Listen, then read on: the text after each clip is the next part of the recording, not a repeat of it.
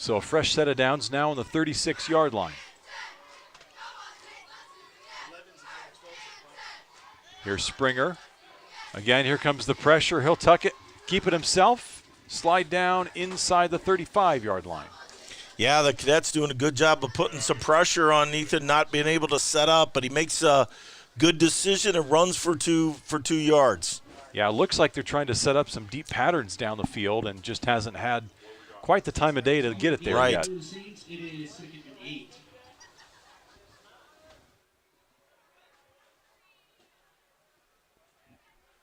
Second and 8 after a gain of 2. Springer quick throw this time hits the tight end Stegmeyer. Inside the 30. Yep. They're giving so much thing in front of them right now, and Saints taking advantage of that. Third and a short 2 yards. Ball resting on the 28-yard line.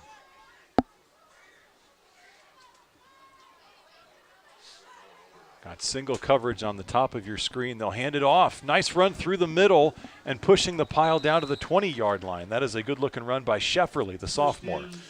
Yeah, a little cross action in the backfield there, and good hole by the offensive line. Good first down. Way to keep this drive going. Saints can find some success on the ground. That's what Homestead did last week against this Cadet team. Brett 555 rushing yards and 6 touchdowns, both of those school records for Homestead. Yeah, he's a heck of a back, I'll tell you what. I'm glad that we don't have to face him again. That's right. That task instead belongs to the Bishop Luers Knights tonight as they take on Homestead with a shot at winning the SAC outright if they can topple the Spartans. Going to be a pitch this time. Little sweep play. Gets them first down, and we're first and goal.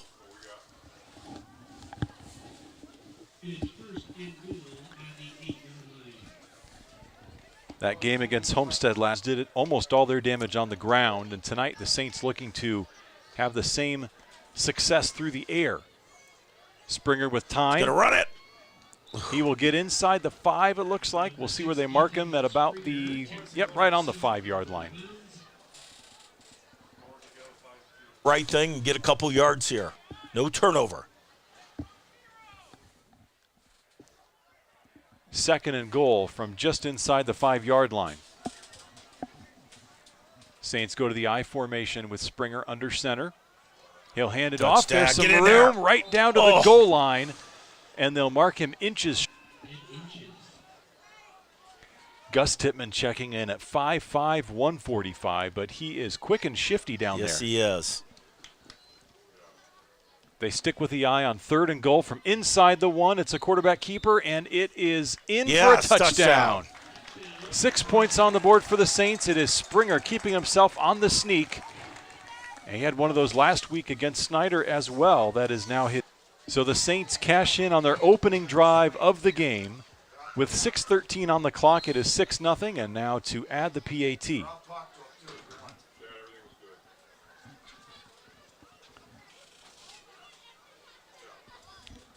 Lucas Wynn, the sophomore teen opening quarter. We'll step aside. You're watching Bishop Dwenger football on the Saints Sports Network. Hi, sports fans. Sean McBride here, inviting you to try the Barbershop experience. St. Joe Center Barbershop, located at the corner of St. Joe Center and Maple Crest, prides itself on professionalism, cleanliness, and a family-friendly atmosphere. In their third generation of family ownership, they have a combined experience of over 125 years. Give them a call at 485-6981. It's my barbershop of choice. That's St. Joe Center Barbershop at 485-6981. Welcome back, folks. Air X-Ray specializes in providing safe and healthy air quality, as well as basement, crawl space, and slab waterproofing solutions for residential homes. Call their experts to improve the health of your home. That is Air X-Ray. We'll see what if our defense can do it here. That Concordia is going to spread SAC in receiving, so they're going to throw this ball, even though they got a sophomore quarterback. That's right. Ball just barely does trickle into the end zone. That's a live football. I know it. He was kind of nonchalant there, but maybe he knew it was going in. In terms of yards, Avery Cook 725 yards receiving. Jack Belschner with 543 yards receiving. Between the two of them, passing game has had. Yes, and they'll spread everybody out. They've got, again, a sophomore quarterback and a sophomore tailback. But in most cases, they're going to want to throw. And then a big hit up at the 37-yard line. He's learning, and they're young, and he's been running around and throwing when he with a lot of pressure on him. But that was a good throw right down the middle on the seam, right in between the Saints defenders. That was down. Corbett as receiver, that's Avery Cook. Yeah, and Avery is their one of their top receivers there, and just kind of looked before he was running. 2nd and 10. We are at 5:33 to go in the opening quarter. I mean, if security has been an issue for the Cadets, their quarterbacks have combined for 23 interceptions thrown.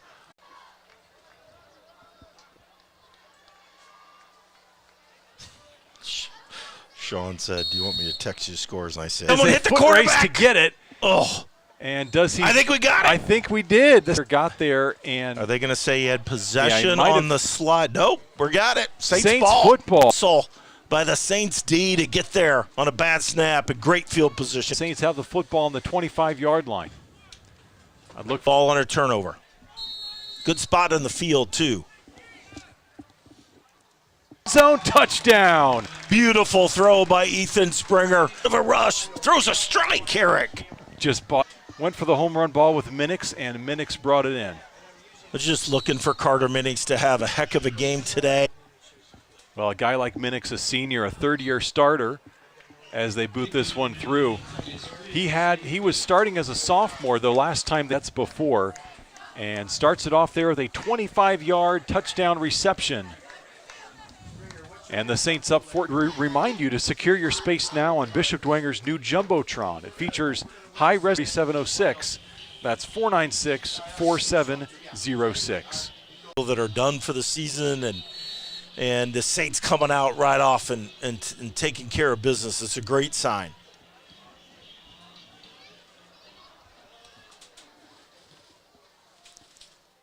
Kickoff bounces at about the 22, headed towards the end line, and it does go out of bounds.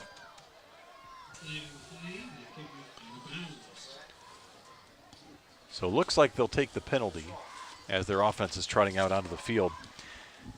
You know, Carter Minix was held in check last week against Snyder, just one catch for 22 yards. But that catch right there, he is now over 500 yards receiving on the season, and Springer has now passed 1,000 yards passing on the season. Yeah, that's fantastic. A great senior year by both of them. And who would ever thunk that Ethan would be over 1,000 yards in passing? It's fantastic. From where we started, that beginning of the year, this offense has really grown. Springer and company keep chugging along and improving week to week, trying to play their best football heading into the postseason. Here's a pass into heavy traffic, and it falls incomplete. Looking to hook up with Noah Trent, the junior wideout. Yeah, multiple Saints around that one. Good zone coverage there by the Saints and good defense.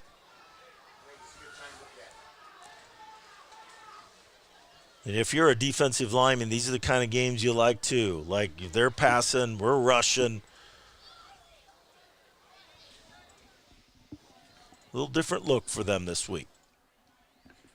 2nd and 10, the Cadets go 5 wide. Now man in motion, that's going to be a flag. Looked like he started taking off down the field before the snap. Well, he's indicating offsides by Concordia.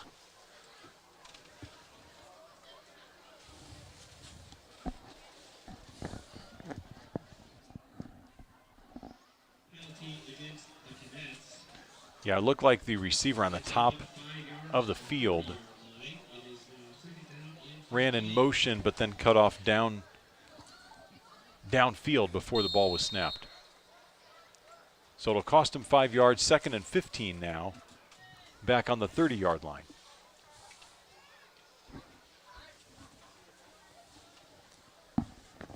Saints defense trying to create another turnover. Their first defensive possession resulted in a fumble recovery after the high snap over Corbett's head. Handoff through the middle and a nice gain on second down. Good run right up the middle and got some of that yardage back there. Yep, that's the sophomore, Victor Sawyer, on the run. First run? Was that their first run, I think, tonight? Believe so.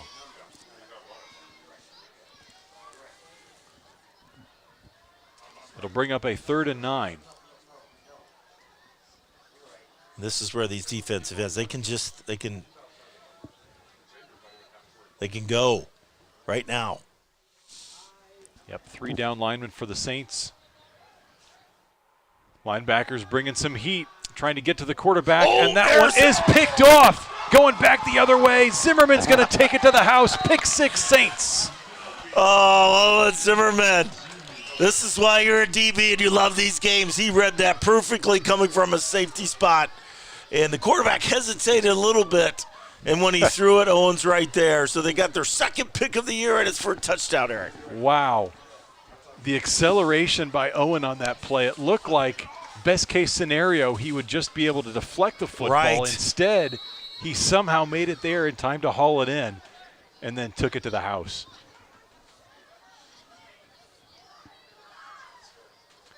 So 2 defensive possessions, 2 turnovers for the Saints, and now 1 defensive touchdown on the board by Owen Zimmerman. PAT by win is up and good. Your score 21-0. The Saints on top of the Cadets, 3:23 to go in the opening quarter.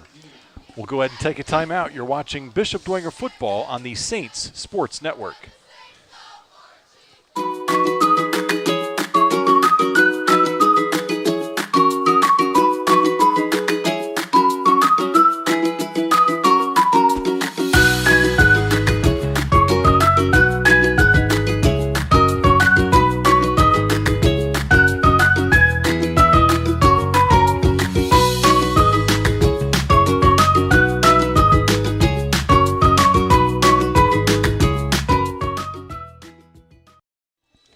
Back at Zollner Stadium, and as we think back to the Saints' last visit here, back in 2021, it was a 45-10 victory for the Saints. It was just a wacky game. Bishop Dwenger lost fumbles on the first 2 offensive snaps of the game, and still held Concordia out of the end zone. But my favorite stat from that game, Kevin, and I didn't believe this when I saw it, but I had it in my notes. Adam Lee with 4 blocked punts. That's got to be a record. Got to be. You talk about a defensive back dream matchup. How about kidding. Wow. That was a game where the Saints just got all sorts of pressure on every punt, and Adam Lee was just Johnny on the spot. That's a great stat. That's a great stat, Eric. Well, I hope it's true. I hope I didn't just make it up. No, anywhere in Dwenger history, someone else had 4 block punts. Even if you just get your fingers on it, that's all it takes. So the Saints scoring on defense. So that is their first defensive touchdown of the year. Nice. They've had 2 special teams touchdowns. If you go back to Carroll and you remember the blocked field goal return. Right. And then against Northrop, they had a fumbled punt return for a touchdown. But now defensively getting in on the action as well. And speaking of defense, nice pursuit there to catch the ball carrier in the backfield. Yeah, Nick Pelkington that time making his presence known that he is still here. Good tackle by Nick. No gain there, actually a loss of 2. Got about 3 minutes left in the first quarter, Eric. Couldn't have asked for a better quarter for Coach. That's right. And with a lead like this, it gives you all sorts of freedom to do just about anything you want with the playbook. 2nd and long for the Cadets. Fires it out, has an open man. It is caught. Trying to escape the tackle, cannot. That is Avery Cook pulling in the catch. Good tackle by Max Carey there, coming up from his safety spot. And 3rd and 3 here.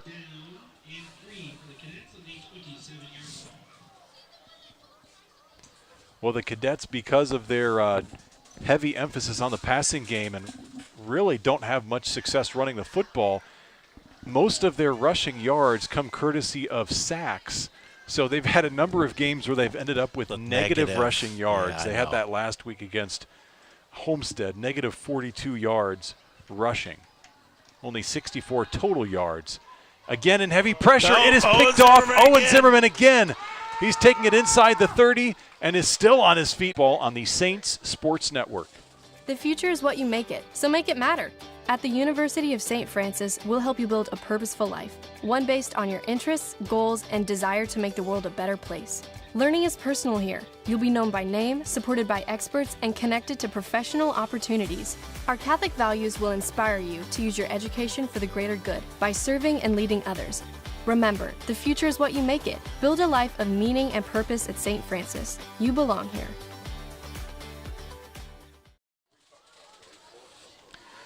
Since 1968, Tippmann Group has been a family-owned business providing that personal touch with all customers. Thank you to the Tippmann Group for supporting our Saints.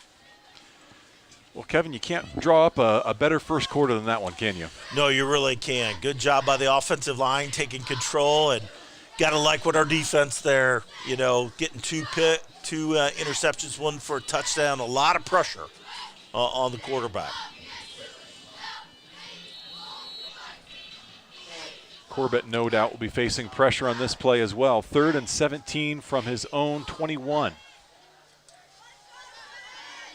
Here come the Saints, gets the throw off down the sideline, and somehow hauled in traffic. He's going to take that ball across the midfield stripe into Saints territory. Yeah, Max Carey was right there. I think it was Max on the other side. Can't tell. They're so far away from where we are. But good defense, just didn't make the play, and better offense there by the Cadets. Kind of a jump ball there. Yeah, tried to deflect that at the point of contact, but could not quite make the play.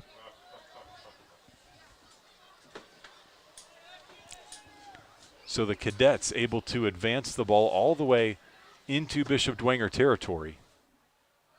33 yards on that play. Corbett fires quickly out to the sideline, now cutting back inside and fighting his way up to the 40-yard line. And that was Noah Trent on the reception. Yep, Ryan Groves over there on the tackle. Again, limiting, keeping everything in front of them here, nothing deep.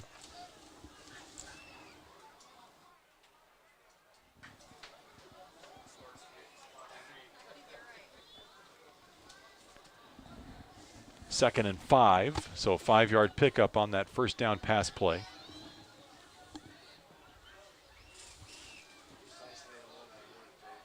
Now man in motion. They'll fake it with some misdirection, take it through the middle. They're close to first down yardage yet again. Looks like they've got it. Yeah, that was good real run there, keeping the Dwenger defense honest. Lozado on the taco. First down for the Cadets. So they start to sprinkle in some reserves here.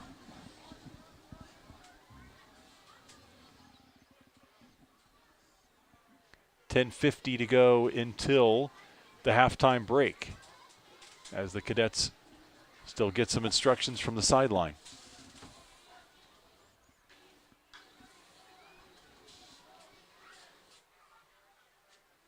Here is Corbett in the shotgun.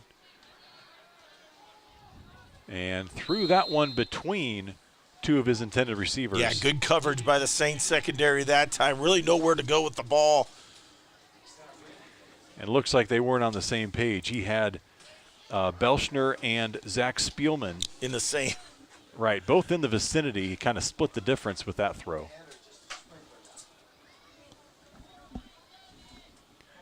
Second down for Concordia.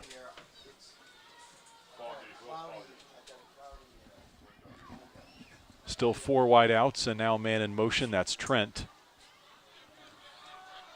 Corbett wants to go deep, but he gets swallowed up back at the 40-yard line. Yeah, good coverage on the back end. He definitely wanted to throw that deep, and the pocket just collapsed.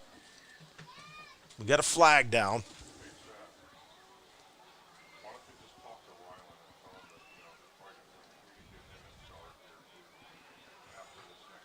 So the sack was back to the 40-yard line. It's like a face mask, 5-yard face mask. Yeah. So essentially that will give them the yardage back that they just lost on the sack. Yep. Back up to the 30-yard line. You know, and Eric, weather's going to be a factor tonight. This storm is moving in. It just started to rain lightly here by getting their umbrellas out, but I'm glad we got a lead early here because the rain is going to be a factor here.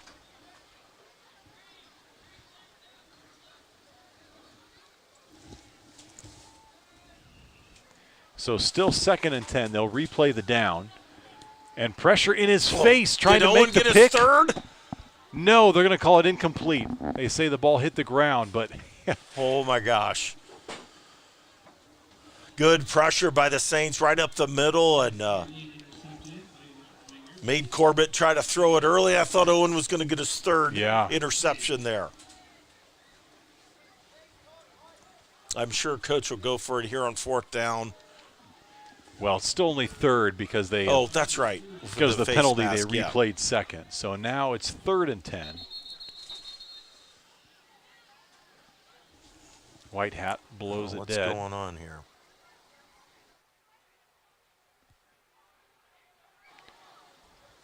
And they'll come talk about this one. He's coming over to talk to Coach Garrett. Yeah.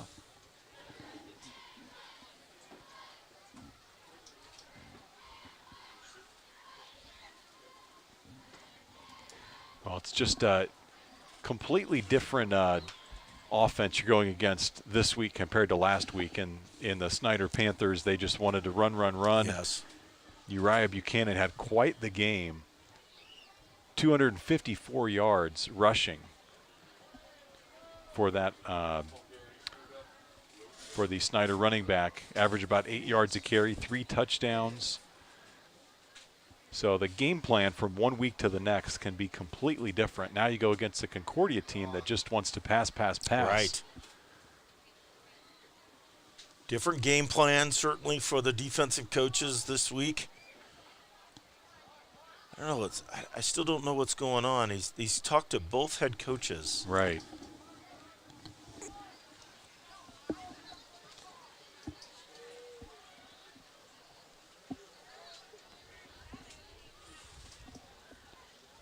Now looks like he's trying to give an indication as to what's going on. And they're going to remark the ball at the 30. I don't know what.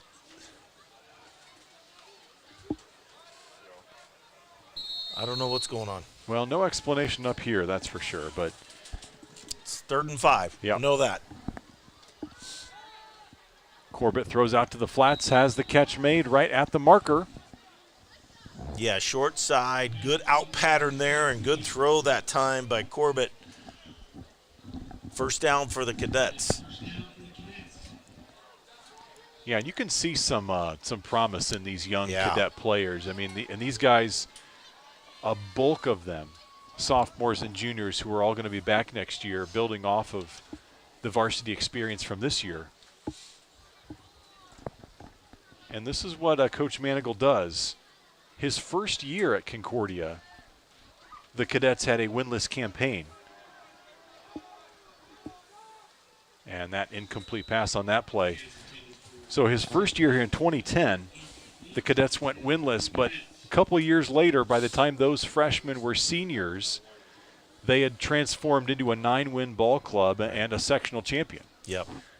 So we know what he can do on the opposite sideline.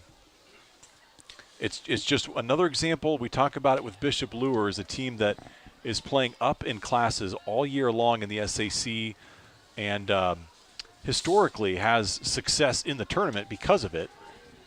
They set up the screen pass on this play, and barreling inside the 20-yard line is the receiver. Yeah, that was really good job by the Saints defense. He looked like he had everything wide open there to the outside. And we force a 3rd down here. Good recovery by the defense there. Sawyer on the reception brings up a 3rd and 3. 9:25 to go in the second quarter.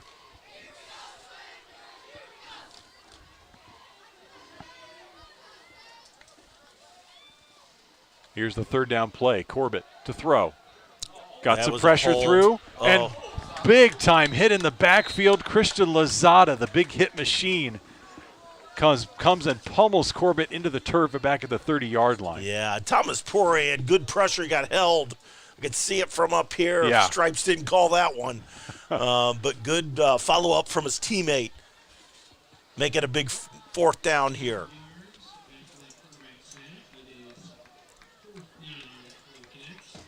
Boy, Lozada just has a knack for those hits. Yes, he does. Full steam that time.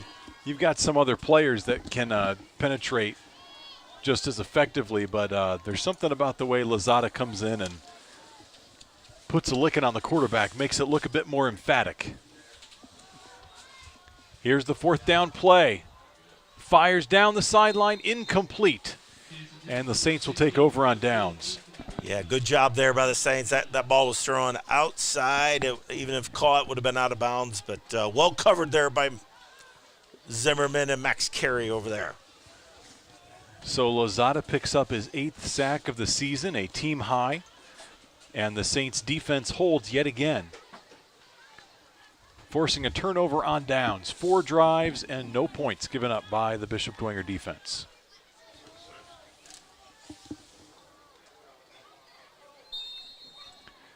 So 8:19 to go until halftime.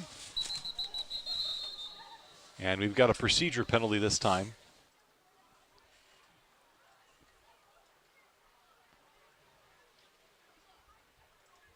Yeah, they're calling against the Saints. It's one of those offsides. That was someone lined up offsides. Yeah, it must have been. Not a call you usually see. No. So it'll cost the Saints 5 yards. They're back to the 24-yard line.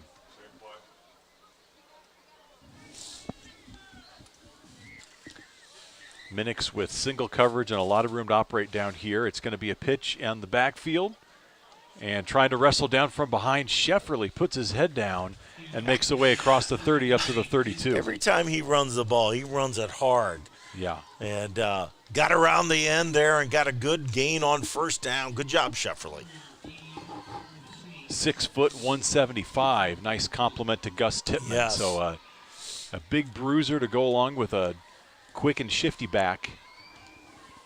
And again, these are, a ways down on the depth chart, the Bishop Dwenger Saints without their top 3 running backs tonight. So just valuable experience. Yeah. And A.J. Shefferly's a sophomore as well, and he's getting some good varsity experience here. Meanwhile, Minix tiptoes the sideline, catches it right at the stick. It is a 1st down. Picked up the 6 yards they needed. So they move the chains. Ball on the 39-yard line, and the Saints come out in the eye.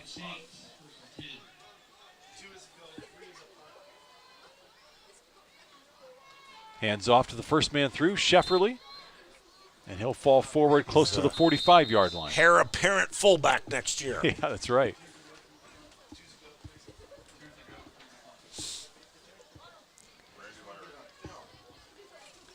Yeah, big shoes to fill, of course. Senior captain Trent Tippmann. Saints will be without him the rest of the season. Really tough moment seeing him go down last week against Snyder. So hard to see a kid like that who's battled adversity throughout this year and having a heck of a season. Yeah. And senior night, all of those things put together. Very emotional night for not only Tippmann, for the entire senior class as well. And that completion to Minix moves the Saints into cadet territory with 7:04 on the clock. When you lose a guy like Trent Tippmann to injury, I mean, obviously you're losing your starting fullback, you're losing, a stud linebacker, but what the Saints still have is they still have his leadership, his presence in the locker room, and that's invaluable. Yeah, absolutely. There's that draw play that they've been working on. But good job by the Cadets there, shutting that one down. Defended well. So minimal gain on the play. Looked like Dylan Tippmann on the rush that time. Here's Springer trying to buy some time and running out of it, just throws the ball into the turf. A safe play by the senior quarterback. Yeah, they just did 4 receivers go down 5 yards and turn around it, but it was well covered that time. We really didn't have anywhere to go. Yeah. But look for that little pump and go here, a little stop and go coming up after you set up that play. 3rd and 9. Saints with 4 wide outs. Springer has time to throw. Setting up, firing, and has his man. That is caught inside the 30-yard line. Looked like Stegmeyer, and it was. Just can't say enough on that play about the offensive line. It gave Ethan time to make a read. He had to read the defense there and found Stegmeyer in the middle of the field. Saints quickly up to the line. They'll hand it to Shefferly, trying to work the left side of the line. He'll fight his way inside the 25. Inside 6 minutes now until the halftime break.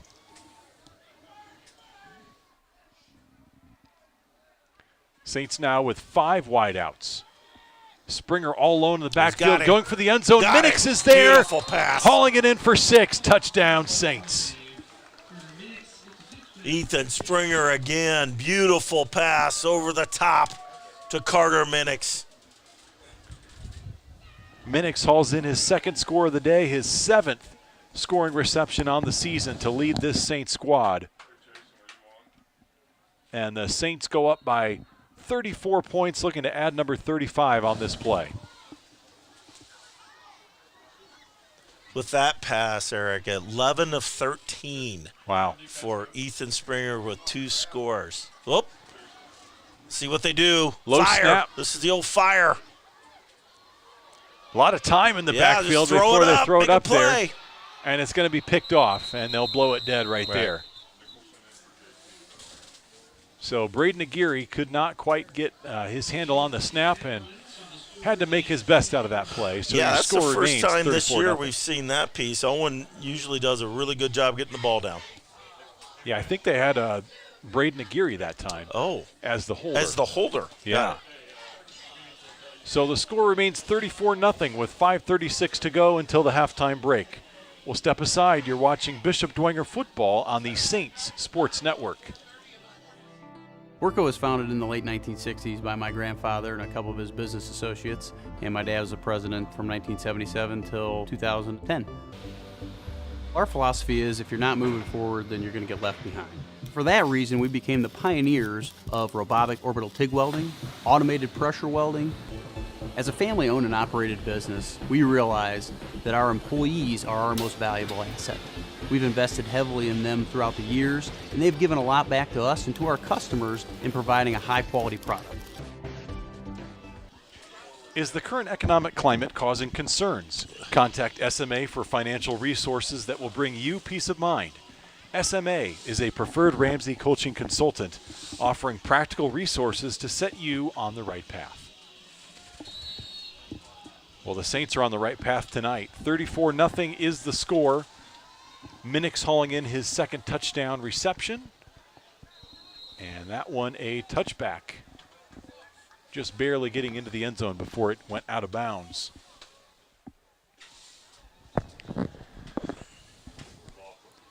So Springer 11 for 13 with 3 touchdown passes and a rushing touchdown tonight. And those, when you think about those 2 incompletions, one of them was where he threw it into the dirt a couple plays ago. So he has really been able to find success and find the openings at all 3 levels. If you think about it, they've hit some passes out of the backfield. They've hit it in the middle of the field. Yeah. Then a couple home run balls to Minix as well. Both his touchdown passes to Minix were beautiful balls. Right. Right on the money. Nice tackle there by the Saints on the first down run. That is Lozada stopping the ball carrier at about the 24. Sawyer picks up 4 yards on the play.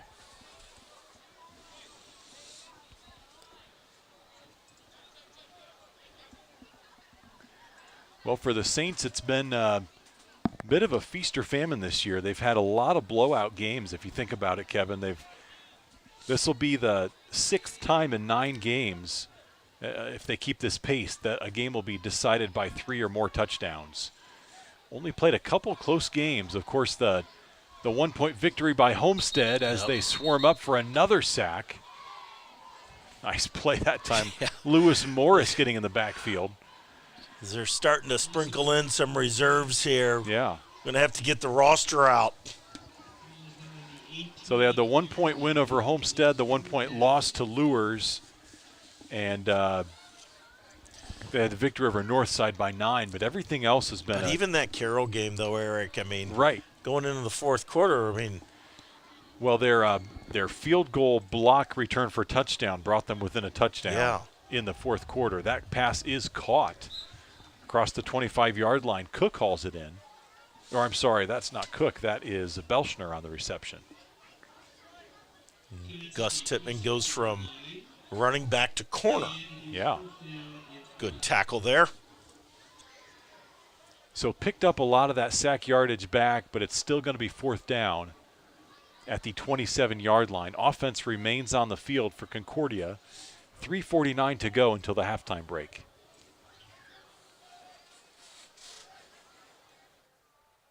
And they chuck this one, going for the first down. Falling forward, it's going to be first down yardage. Yep. They love that spread out there with 3 receivers and throw it out, try to block 2.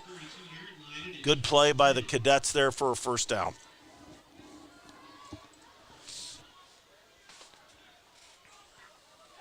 So a fresh set of downs for Concordia, 3:36 left in this 2nd quarter.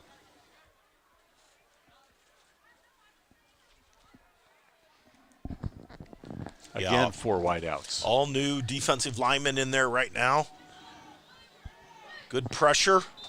And a drop pass that time. Had several linemen in his face. Corbett had to get rid of the football. Delivered it on target, but Sawyer could not pull it in. Would have been a minimal gain on the play. Yes.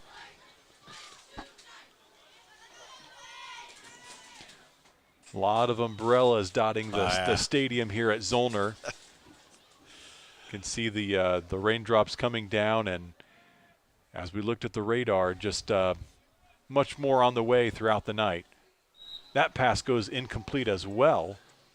Corbett having to... Yeah, some drop passes here for him. He's putting the ball, both of those last 2 passes, very good throws, and just can't come up with them.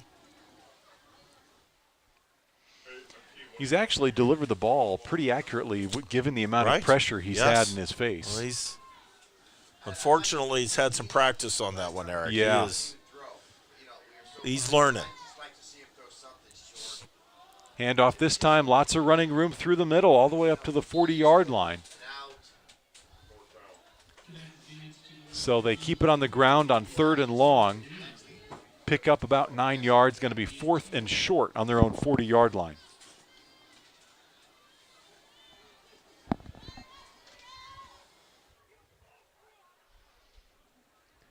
Saints defense, if they can get a stop here, they'll have enough time to try to punch the ball in one more time before halftime. Of course, the running clock rule goes into effect in the second half if the lead is 35 or more. Right now, it's 34. Firing incomplete, another drop pass, and that one would have been enough for a first down. Yeah, good job by the Saints defense on 4th down there. We're going to get the ball back here in pretty good position. Yep, ball is right on the 40-yard line, 2:39 to work with. So the Saints have all the time in the world. They can keep this ball on the ground as much as they'd like. Yeah, here comes the 2nd team offense. Yep. Braxton Burmis in at quarterback.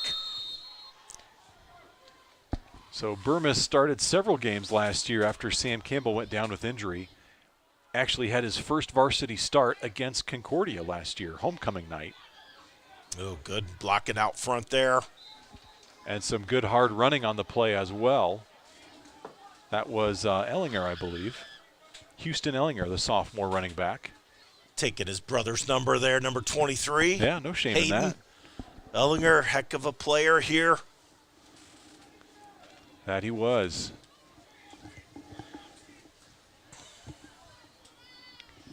Second and 1 after Ellinger picks up 9.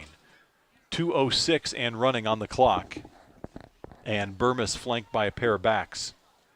He'll hand off to Ellinger again, this time hitting the backfield, and he is dropped at about the 33. So Ellinger loses a couple. It'll be third down for the Saints. Yeah, good job by the Cadets that time, shutting down the left side there for the Saints offense. Couple scores flashed up on the scoreboard, Kevin. Lures and Homestead tied at 7. And meanwhile, Snyder up 28-0 on Wayne. The Wayne Generals are the team that Bishop Dwenger will be playing next week in the first round of sectionals back at the friendly confines of Shields Field. That pass deflected. Third down pass incomplete by Burmis. Yeah, even if it doesn't deflect it, man, good coverage by the Cadets there. I'm not sure you even caught it anyway. So they'll come talk about this. 4th and 3 on the 33, so the offense clearly going for it. Talk about Burmis's first varsity start against Concordia last year. 12 for 15 for 234 yards, 5 touchdowns, no picks. It's a good opening night. That is. Burmis, design quarterback run. He's going to cut inside the 30. Looks like he's got enough, and he does. He brings a little bit different dimension than what Ethan has. He's can run the ball a little bit, and that was design play there.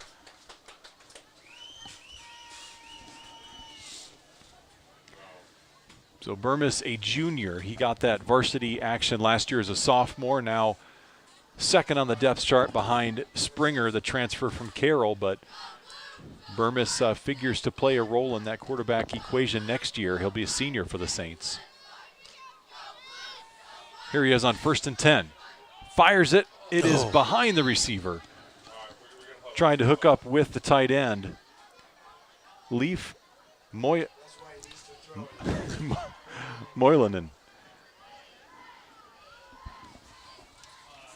Number 87.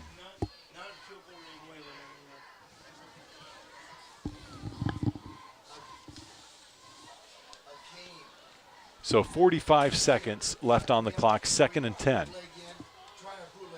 Split backs for Burmis. He'll pitch it back. Ellinger putting his head down, picking up a couple yards there. Yeah, a little sweep to the short side. But again, well defended there by the Cadets. Picks up about 3 or 4 yards. So it'll be third down. They're on the 25-yard line, right on the edge of field goal range if they don't pick up another yard here on 3rd and 7. Play action bootleg for Burmis, fires across the middle and just a bit too high. And we'll see if they send out the kicking unit. They do. That was Christian Lutzenberg coming across the middle there. Love the new names. I know. Like it if they were a little bit easier, but that's okay. And apologies if we were saying something that we shouldn't be saying on those. But, our hope is that we get used to calling these names over the next year or so. And you got it. They'll be household names for the Saints. So here's a nice opportunity for Lucas Wynn. He's going to be kicking a 42-yarder here in the waning seconds. That one's got the distance, but sails wide right, no good. Yeah, the timing just didn't look right on that. Yeah. It looked like he went a little too quick.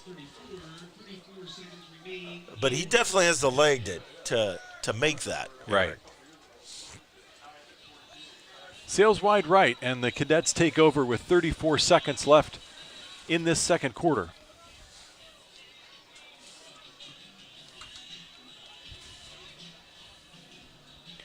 Well, it's been a big night for Carter Minnick so far, big night for Ethan Springer. Minnick's had 6 catches for 183 yards and 4 scores last year against Concordia. 4 touchdowns in the first half. Yeah. Tonight, only 2. He's slacking a little bit.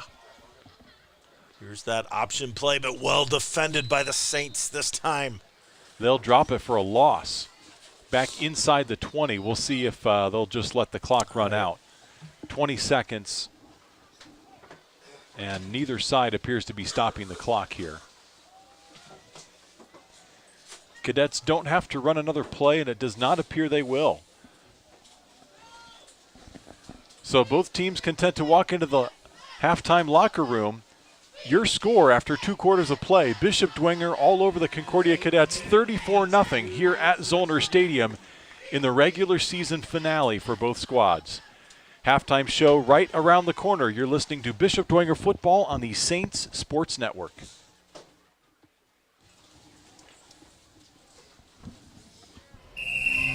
Some see a student athlete working on a shot.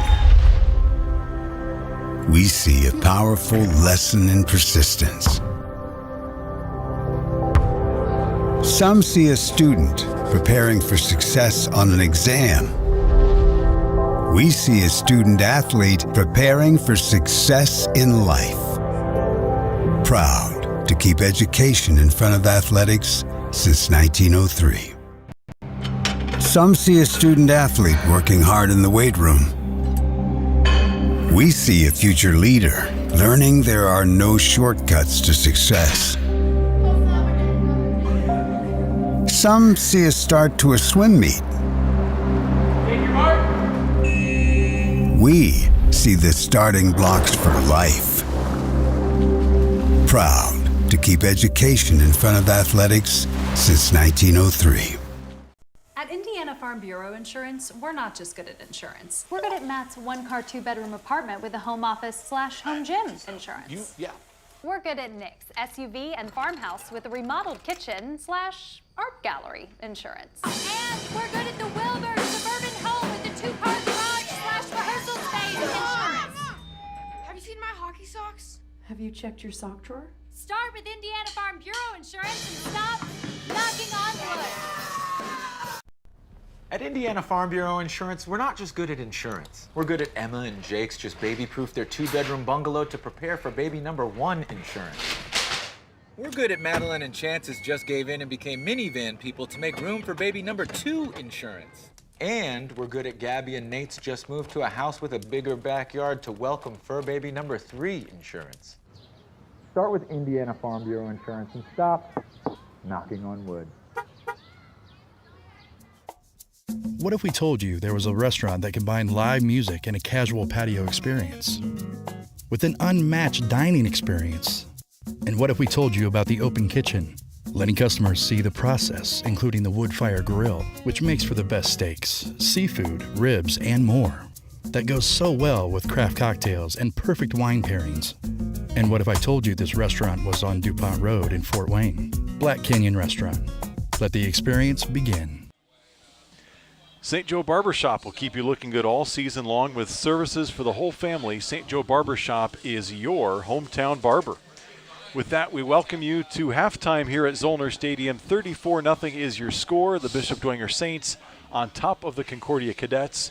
And it has been all Saints all night long. Kevin, you've got some stats for the first half. What stands out to you? I do, and Ethan Springer tonight, first half stats, really good. 11 of 13, 136 yards, and 3 touchdown passes for Ethan. He's been very, very good, and not a lot of rushing yards tonight. We really don't need them with what's going on there. And then maybe for the defense, 2 big things. One, defensive lines played outstanding. They've had 4 sacks in the first half. And then Owen Zimmerman, number 2, 2 big picks and 1 for a touchdown. I have to say that kind of settled or kind of took the edge off at the beginning of in the first quarter by Owen returning that 1 for a touchdown.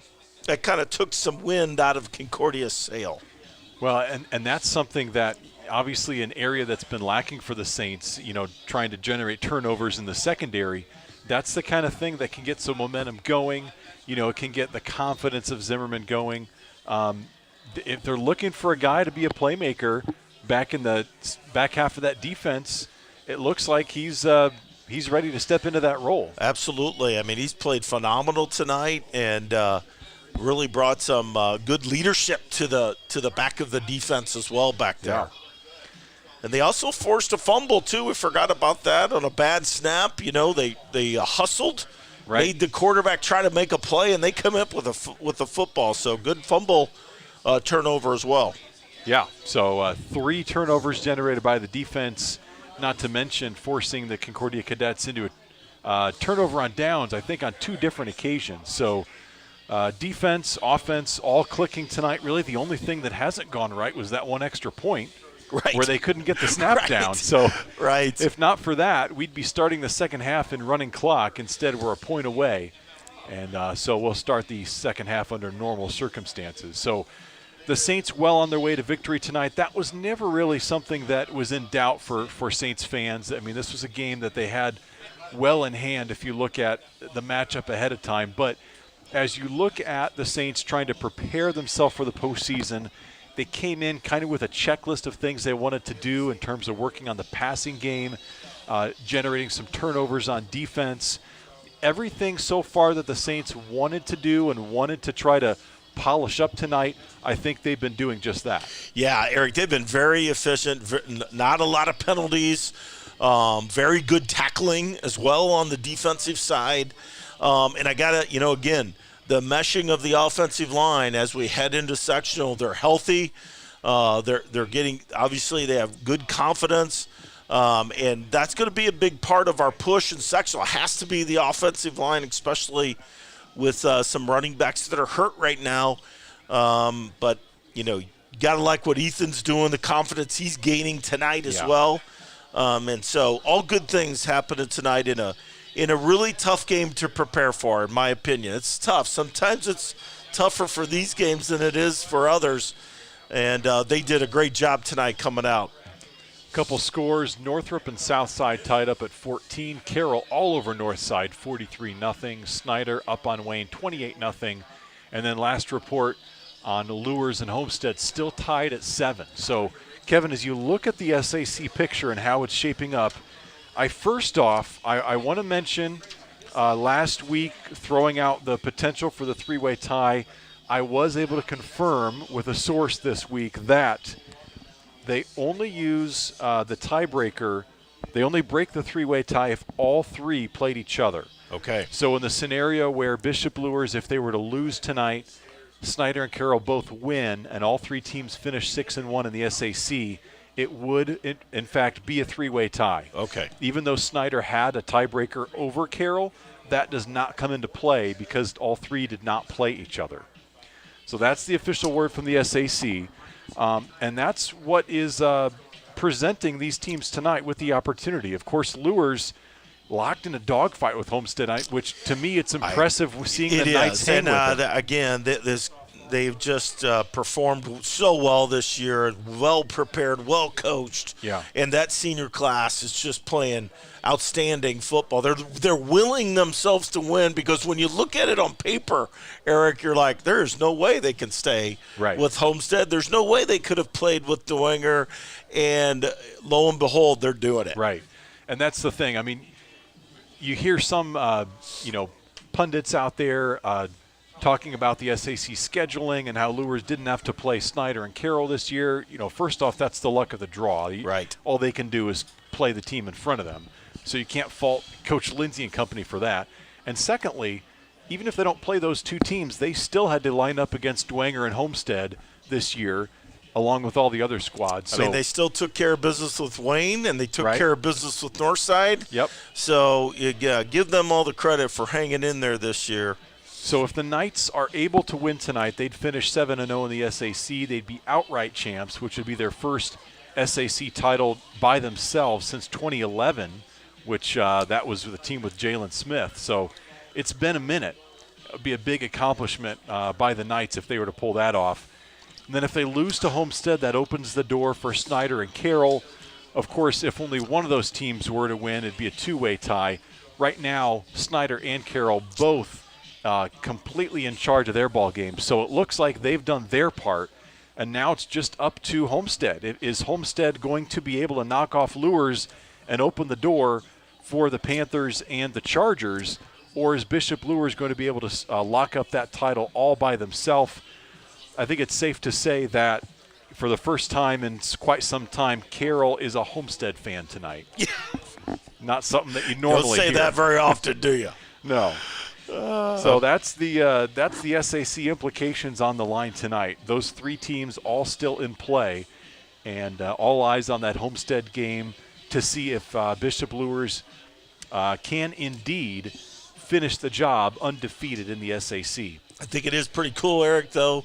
The sack bell is not determined yet, and we're in the last game of the regular season, and people are still talking about it, right? Yes. So that's a good thing. Yeah, say what you will about the how they've lined up with the SAC. The truth of the matter is we've had competitive football week in and week out, and can't say enough about it. So, well, let's turn the page now and start looking at some of what we're going to expect in the postseason, because that's what the Saints can start to think about. As they play the second half, they're going to start resting some starters. They're going to start game planning for their sectional matchup. And in sectional 19 in 4A, we'll start in Dwenger sectional because that's what we have before us tonight. Bishop Dwenger, by virtue of the draw on Sunday, they'll be hosting the Wayne Generals in the first round. Now, Wayne at 5-3 this year is no slouch. They have played some tight games against top teams in the SAC. They only lost to Carroll by a touchdown. Now, they are losing big to Snyder tonight, so that's one of those scores we wanted to see, keep our eyes on to see, can the Generals keep up with the Panthers. It looks like Snyder is well in control. But this Wayne team is not a pushover. You know, they've got the better record than the Saints. They haven't quite played the same schedule as the Saints, but it is a team that Coach Garrett and company are not going to take lightly when the Generals come to Shields Field next week. No, they're not, and they're so well coached. This particular coach has been a head coach here in Northeast Indiana for a long time. He knows Dwenger well. He'll have a great game plan, so we certainly cannot overlook the Wayne Generals next week. That will be a dogfight. Right. And kind of nice, though, that we do kind of can compare scores in the SAC, so they don't come in fresh. We're going to have, obviously, a lot to look at from a video standpoint with, common teams that we've played. But they've got a heck of a receiving corps, maybe the best 3 receivers in the city, Eric. And so it will be one of those DB games where they're athletic, they're tall, they're fast, and that can present some problems sometimes for our secondary. Right. And so that'll be a great matchup to watch come sectional time. But can they stop us on the run? Right. Will be the thing that, can they do? Obviously, they're not tonight with Snyder, and so you think that may be advantage for Dwenger next week. Yeah, and, if you're looking at that Wayne team, they've won 3 of their last 4. It's a team that really nobody wants to play right now, to be honest with you. Kind of a dark horse contender in that sectional. And you mentioned Coach Haydock and what he's done over the years. And so it's going to be a tall task, but here's what Dwenger has going for it. They've got, a game tonight where they can rest starters in the second half. And now we don't know if Wayne is resting starters tonight either, but we know that none of the Dwenger starters are going to be, overworked tonight. We also know that the Saints have the game at home. And then if they're able to hold on against Wayne, now you look at the rest of that sectional, and all things considered, it's a fairly favorable draw for the Saints, because you look at those 3 teams from the NE8 who are all tied for first place right now, New Haven, East Noble, Leo, all considered favorites in the sectional. They're all in the bottom half. Right. So Bishop Dwenger would not have to play. We only have to play one of them. Only have to play one, the one that comes out of there, and they're probably going to beat each other up quite a bit on their way there. So if the Saints were to win against Wayne next week, then they're going to likely play DeKalb The Barons are at Angola. Angola only has one win on the year. So DeKalb heavily favored in that game. If the Saints and the Barons both win, that game's going to be up at DeKalb.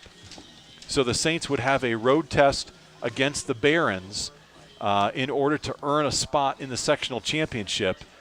And that sectional championship, regardless of which of those three teams that the Saints would play if they make it that far, whether you're looking at East Noble, New Haven, or Leo, any one of those scenarios, because of the way the sectional set up and the draw fell, the Saints would be on the road against any one of those three teams. So potentially one home game in sectionals, what you're saying, right. It'll be the first one. Right. But I hope the Saints get an opportunity to play one of those three NE8 schools. It's bragging rights on the line when you have a game like that. And we've seen it over the years with Dwenger going to play these teams in other conferences, and these teams have a lot of pride. They may have a better record than Dwenger, but Dwenger comes in more battle-tested, tournament-ready, and able to come out victorious in a lot of those situations over the years. I hope they get the opportunity to do that again this year. And if I had to pick one of those three teams as the favorite, I might say Leo. I think they have the most favorable draw because they're going to be at Southside in week 1, and East Noble and New Haven are going to have to go head-to-head yet again. They're going to battle. And they just played, I think, last week. Yeah, so they did. They know each other very well. This would be like Dwenger then playing Snyder again, right? I mean, it's just like that piece. And so then the winner of that game, after surviving that battle, is going to have to go to Leo. Leo's going to get to host that second-round matchup against either New Haven or East Noble. So Leo had the most favorable draw, and we saw them this year. They beat East Noble. They handed the Knights their one conference loss this year in a low-scoring 14-7 game. And then they played New Haven, of course, to the end, losing in overtime 42-41. So we know they can play with both those teams. It'll be interesting to see if they can indeed reach that point, and then which of those teams will emerge from the bottom half to take on what we hope will be the Bishop Dwenger Saints out of the top half of that sectional.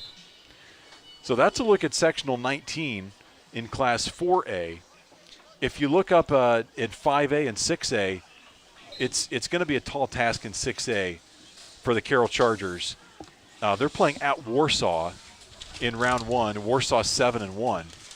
And then if they win that game, then they're going to have to take on Penn, who's also 7-1. Yeah.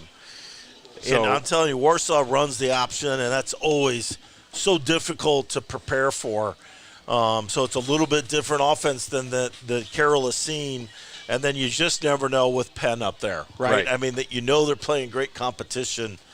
It's going to be a tough tall tale there for Carroll. Good sectional.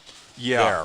Well, there's different members of the media talking about, how deep is Carroll going to go? Can they get back to Lucas Oil Stadium? Well, first they've got to get out of sectionals, and that's going to be a task in and of itself. If they get out of sectionals, they would likely play Crown Point in regional. Crown Point's undefeated.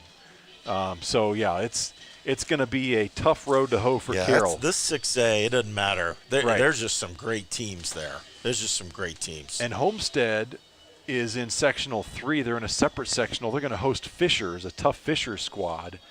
Northrop hosting 7-1 Hamilton Southeastern. So Homestead and Northrop both getting to host games against those Indianapolis area schools, but they're still going to be the underdog in both of those matchups. Yeah, and again, Hamilton Southeastern in that sectional as well, and they're a phenomenal team. That's both of those sectionals are going to be very interesting to watch. And Homestead playing Fishers, I think that's a great first-round matchup. Yeah. So that's a look at 6A, 5A, 4A. The team's back out onto the field getting ready for this third quarter. We're going to take a quick break and be back with your third quarter. Don't worry, we will have time to discuss classes 1A through 3A throughout this broadcast. But so far, that's what we're looking at in terms of sectional pairings. Third quarter action right after this. You're watching Bishop Dwenger football on the Saints Sports Network. Are you stressed due to your financial situation? Is debt ruining your marriage or relationships? Are you having a hard time making ends meet? We can help. SMA is a preferred Ramsey coaching consultancy that offers insights, strategies, and a pathway forward to financial freedom. Real advice, personalized solutions, and a real way to find peace and grow your bottom line. We offer a free initial consultation and a variety of plans to move forward. We don't judge, we help. SMA Incorporated, offering peace to the financially stressed.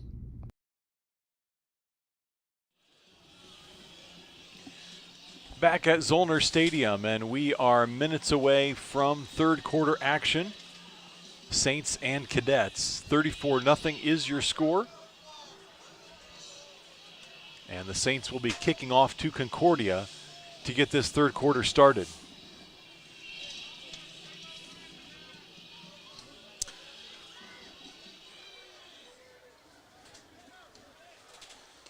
Well, Concordia is a team, we're talking about all those non-conference games to open up the season. They had a couple tough ones to try to help prepare them for the tournament. They decided to play a couple 2A powers in Indianapolis, Scecina, and Eastbrook, losing 48-20 down at Scecina. Then they hosted Eastbrook, lost that game 38-24.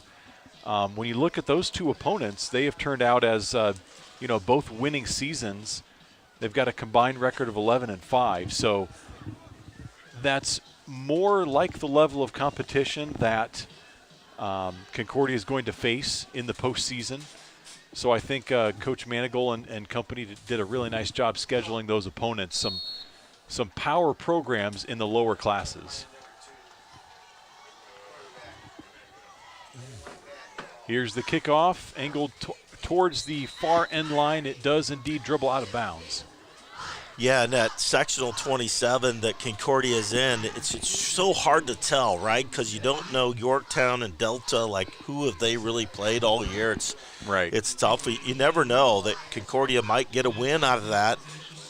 Belmont and Garrett both don't have winning records, but Coach Kolkman down at Heritage is probably the favorite. Yeah, in that sectional down there. His Patriots are 7-1. And Delta, 5-3, is the only other team with a winning record in that sectional. So you're right, Concordia may have a shot. Yorktown, I believe on their schedule, has played mostly smaller schools. And they've got a record of 4-4. Saints showing pressure on first down. That ball is deflected. It still does go forward, but nice job penetrating and getting a fingertip on that football.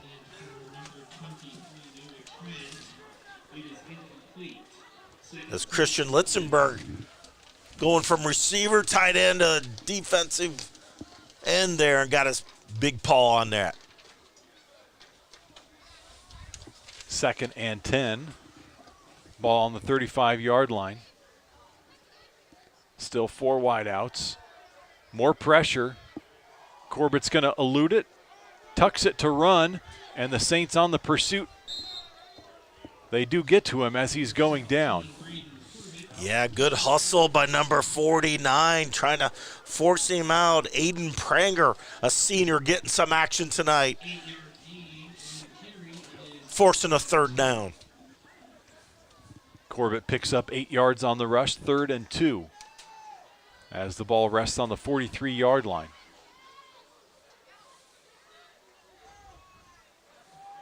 They'll keep it on the ground, and they've got the first down. First down rush still on his feet across the midfield stripe. And all the way down to the Bishop Dwenger 46-yard line as Victor Sawyer picks up the first down. It's just invaluable experience, Eric, for these younger guys to get out there in a varsity game like this. Some of them probably played JV the whole year. Right. So to be underneath the lights on a Friday night is just awesome experience, and it'll help next year, their development. No doubt. Corbett to the air on first down. Long throw to the top of your screen, and the receiver hauls it in. That is Cook, the leading receiver on the season, not only for the Cadets, but all Northeast Indiana. Yeah, they love that play where they throw it out to a receiver, have some blocking downfield, and good play on first down.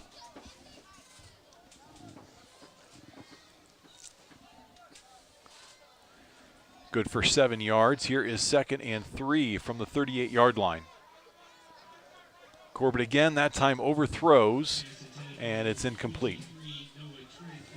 Yeah, good coverage on the outside that time from Doug Henry, a sophomore, 6 foot, 165 pounds. Good coverage on that short route. And a nice opportunity for these young defensive players for this Bishop Dwenger defense to try to get off the field on 3rd down. 3rd and 3 play, a man in motion. They'll hand it through the middle. Big push at the line across the 35-yard line. It's going to be a 1st down for Concordia. A good drive by the Cadets here, mixing in a little bit of run with some short passes, moving the ball down.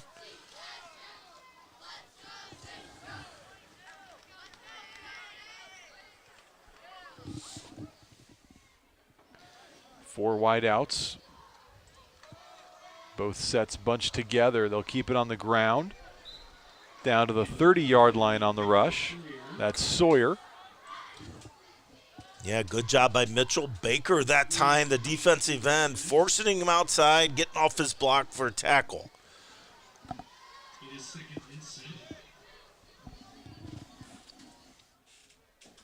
We are inside 10 minutes to go in this 3rd quarter. 2nd and 7 for the Cadets. That snap came before he was ready. Gets rid of it down the sideline. It's going to fall incomplete. Yeah, I don't think Corbett was expecting that one, Eric. No. Hit him right almost into the face mask. Yeah. Lucky he got the pass off that time. Well, and luckily for the Cadets that the snap was on target, because if that had been a high or to the side at all, I'm not sure he would have got his hands out in time. But as you said, right in the face mask. Poor center. They only get noticed when they do something bad. Being a former center, I'll just say that. Saints do a nice job bottling up that carry by Sawyer. Going to be stopped short of the 25-yard line, and it is 4th down for Concordia. See what the Saints D here, this young Saints D out there right now. See if they can get a stop here. Corbett fires. It is caught and hauled in for the 1st down. Yeah, good pressure, but good play by Corbett there. Just a little stop. Good connection. Belschner moves the chains for the Cadets. They are now set up inside the 20-yard line. So 1st trip into the red zone tonight for Concordia's offense.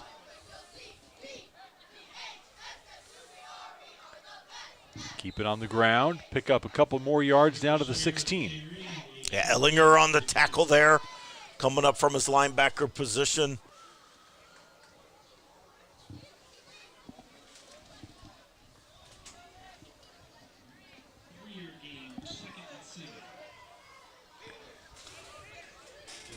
Cadets have been keeping this drive mostly on the ground. Some short passing yardage sprinkled in there as well. A couple white jerseys combining on that stop. Yeah, the Cadets again trying the right side that time with some run game here. But good job by the Saints. And again, probably in four down territory here, but 3rd and 5, and be looking for that little 5-yard turnaround pass. That's what they've been doing here lately. Here's Corbett on 3rd down, rolls, has his man. It's on target, hauled in, and taken inside the 10-yard line for a 1st and goal. Yeah, good play design that time. Matchup on the outside, one-on-one. Cadets won that time. They needed 6 yards. They got 7 on the play. 1st and goal for Concordia. Here's Corbett, looks to the end zone. That ball is tipped. Pressure getting through that time. Looked like, was that number 64 with his hands on the ball? So, Dominic yeah. Moga.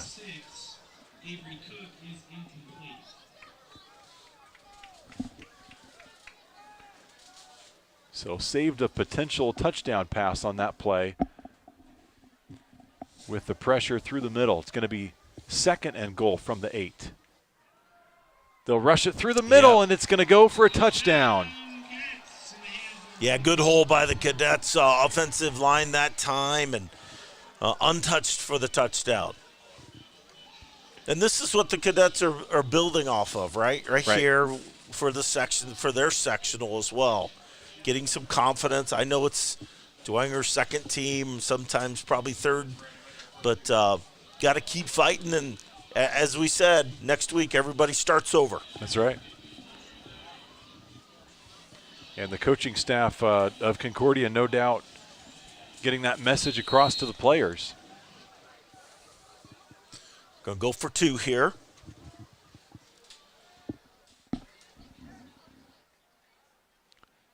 Corbett rolls to his left, looking to get to the end zone on his feet, and he does. So 8 points on the scoreboard. We talked before, the Cadets had not managed more than 6 points a game in all but one SAC contest. They've got 8 on the board tonight. And they cap off that drive with the touchdown and the 2-point conversion. The Saints still lead, but their lead reduced 34-8 here at Zollner Stadium. We'll step aside. You're watching Bishop Dwenger football on the Saints Sports Network. Tippmann Group is a family-owned business that's proud to call Fort Wayne home. We build cold storage facilities all around the United States, run one of the largest cold storage companies in the nation, and lease office space in Fort Wayne, like inside the Lincoln Tower. Hi, I'm John Tippmann, president of Tippmann Group, and our family has been part of the Bishop Dwenger family for many years. We are a proud supporter of Dwenger Athletics. Go Saints. Step up your snack game by offering healthy and delicious options from Fort Fresh Vending. Contact them to find out how to get a free vending machine in your business or school. That is Fort Fresh Vending. 7:37 on the third quarter clock, and 34-8 is your score on the scoreboard. After the successful touchdown and 2-point conversion by the Cadets, they will strip it, and a nice job of covering. 71, Dawson Shovek. Good hands there by a 71. Someone got 71 on their jersey. Good hands. Sophomore lineman hauls it in. And the Saints will have excellent starting field position here. Braxton Burmis leading a lot of the second stringers out there onto the field. You know, that's one thing for next week against Wayne, though. You know, one thing we'll have an advantage on is special teams. Punting and extra points and blocking, and that could be a big key. Right.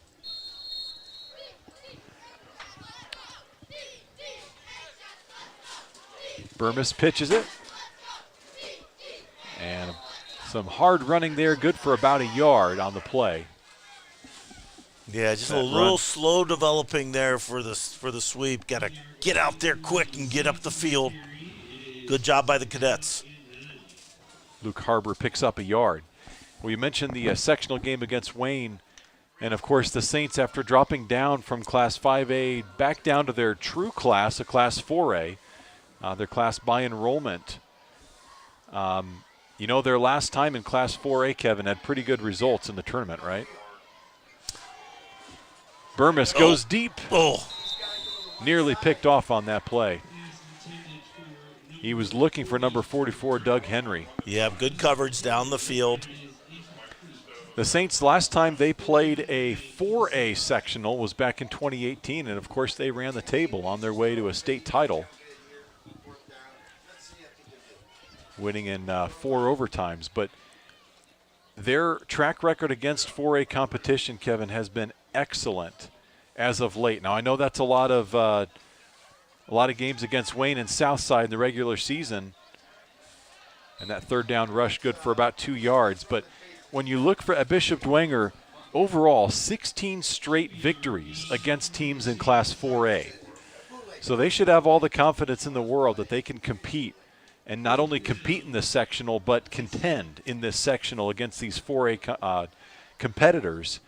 Overall, over the last 8 seasons, the Saints boasting a 34-2 record against 4A teams. And off air, Kevin, you already answered tonight's trivia question correctly. On fourth down, here is I got Burmis. her out. Burmis runs out of room and stumbles down for a good pressure sack. by the Cadets, a little slip, and good job on turnover on downs. Ball goes back to Concordia, but yeah, the trivia question of the night was, what was the last time the Saints lost to a 4A team? And you were correct. The answer is Lowell, back semi-state. 2017. Team, the Bishop Dwenger squad that was led by a bunch of sophomores. It's Coach Schwarzkopf's last game. Right. Great run by Coach Z. So the Cadets take over. Oh. Running out of room, and now he's able to make something out of nothing. Corbett ushers out of bounds inside the 40-yard line. Saints had him corralled there, and he makes a little juke and got out of there. Good job by Corbett. So you're right. That was Coach Schwarzkopf's last game. So if you think about it, Coach Garrett has never lost to a 4A team. Kind of just funny to think knocked on about. wood I know. there. Thank you just for knocked doing on that. wood.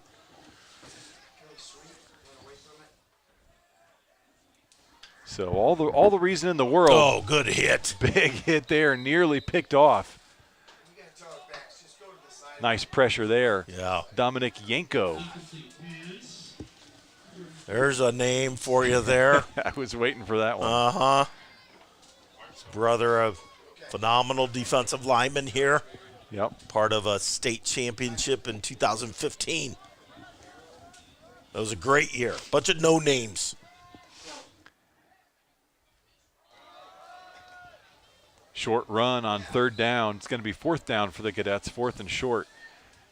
Yeah, Dominic Yanko, as promising as his play has been this year, there's just something about the ring of Frankie Yanko. Right. It's just fun to say. I don't know. East Central still thinking about his name. Yeah, that's right. He's in their backfield the whole night. Fourth down conversion is good for the Cadets on the quarterback keeper. Well, as we look at sectional 3A, we talked about Concordia lining up in sectional 27 against Yorktown. Sectional 26 also features a couple area teams. West Noble, still undefeated on the year, 8-0. They're going to host the Marion Knights as that catch is made at about the 25-yard line. West Noble undefeated, 8-0. Knox is 8-0. Lakeland 6-2. Hard not to root for the Chargers of West Noble. Never won a sectional in their school's entire history. Right. But you know, Mishawaka Marian's played a bunch of schools that are above their class. Right. And if they're going to be a tough out. They are. Lakeland as well has put a lot of points on the board. No call on the play. Come on. Going to go down as a completed pass and a first down. White hat looking right at it. Can't pull his flag out. No. So first down, 4:25 on this third quarter clock as the Concordia offense is still on the move. But how exciting for West Noble. Yeah. Never won a sectional, undefeated. Right now, they got to be thinking big here. And they've had some other undefeated seasons heading into sectionals that have ended with a loss. So hoping they can ride the back of Seth Pruitt to the promised land. As we look down in Class 2A, Bishop Luers, they are in an excellent position in sectional 35. They're going to go on the road to Churubusco, a Churubusco team that is having a bit of a down year at 2-6. And then a likely second-round matchup against Eastside. It would be their fifth straight year meeting up in sectionals if they do. Corbett trying to direct traffic, throws that one out of bounds. But the Knights would host the Blazers in the second round, and that's really the only other team with a winning record in sectional 35. So Luers in great position there. They'll be favored in that game if they do indeed play Eastside, and they get to play it at home as well. Yeah, I think they're in great position in that sectional. Yep. Obviously, I'm not sure Eastside's played the competition that Luers has played this year at all. Right. So going to be 4th down for the Cadets. 4th and short. They converted the last one with the quarterback sneak. We'll see if they try to do the same. They're going to catch us with too many men on the field. Corbett with the pitch.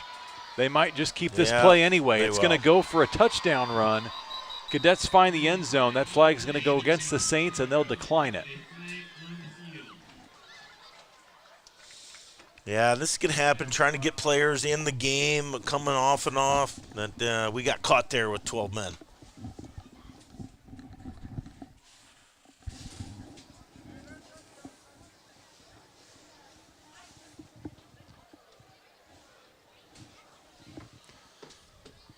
So they will continue to talk about it.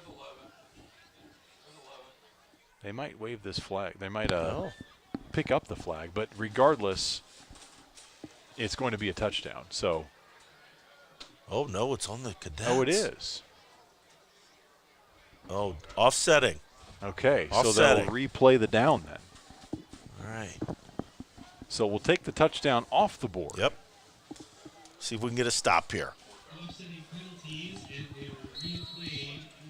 And remember, that was 4th down. So they replay the down from the same spot. It is still 4th and 1. Yeah, they're not getting under center, so they're not doing a quarterback sneak here. Instead, they'll hand it off. Saints get in the backfield. They take him down. Great job, defense. Yanko in there. Good penetration. So the second stringers come up big, and they'll turn the ball back over to the offense. And wow, what a big penalty that was against the Cadets. No Took kidding. the touchdown off the board and then turned the ball over on downs. So the Saints take over inside their own 10-yard line. Well, Kevin, as you look at Class 1A, I think everyone can agree it sets up for Adams Central really nicely again to be the team from our area with the best shot at getting back to Lucas Oil Stadium. Yeah, what a program down there. Yeah. Undefeated again at 8-0. They host South Adams in a great rivalry game, but Adams Central with the upper hand by far this year in that matchup. Right. Really nobody else to challenge them in that sectional, and quite honestly, that nobody in the top half of the state can really offer a challenge to the Jets. It's all about Indianapolis Lutheran, the team that's beat them in the state championship game in Class 1A the last 2 seasons. The Jets trying to get down there for a 3rd year in a row, and will likely, if they do get there, would likely face the same team because Indy Lutheran is still #1 in the state. And I've got to look into the success factor, Kevin. I'm wondering it's about time for them to step up to 2A. Right? It sure seems like it.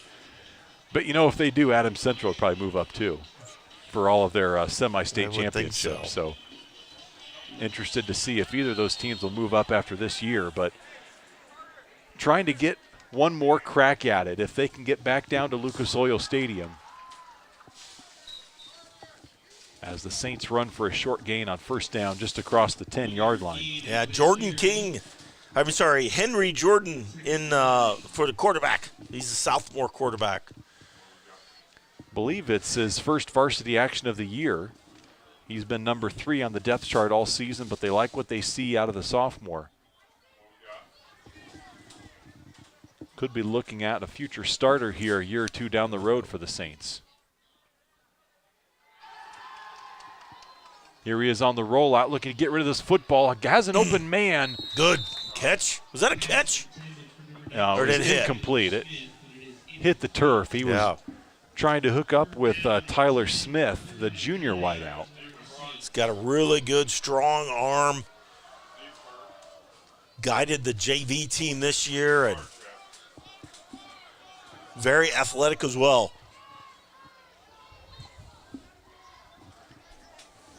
A late substitution there. Saints still have 15 seconds on the play clock. 2:39 left in this 3rd quarter as the Saints face a 3rd and 9.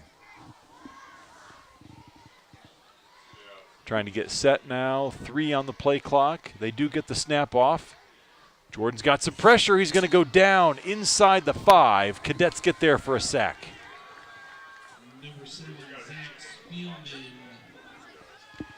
Yeah, Score. good pressure there and nowhere to go. We do have a score update. Homestead has taken the lead 10-7 over Bishop Luers. Spartans lead 10-7 in that ball game. Again, Carroll Snyder up big.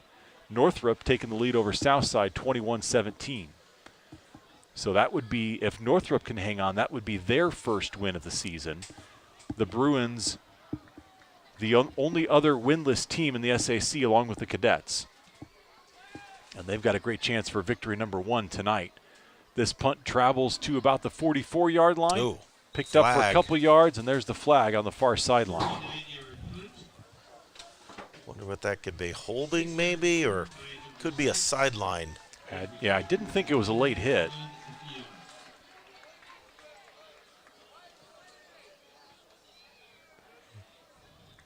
They're walking over to that sideline to discuss it.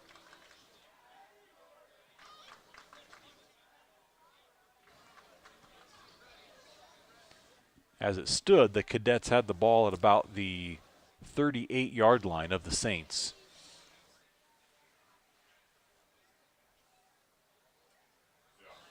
They may want to have him asking if he want to re-kick it. I don't know why he would go. Looks like it's against the Cadets. Ooh, unsportsmanlike. Yeah, it is. So maybe something happened over there on the sideline after the play that we couldn't see from over here.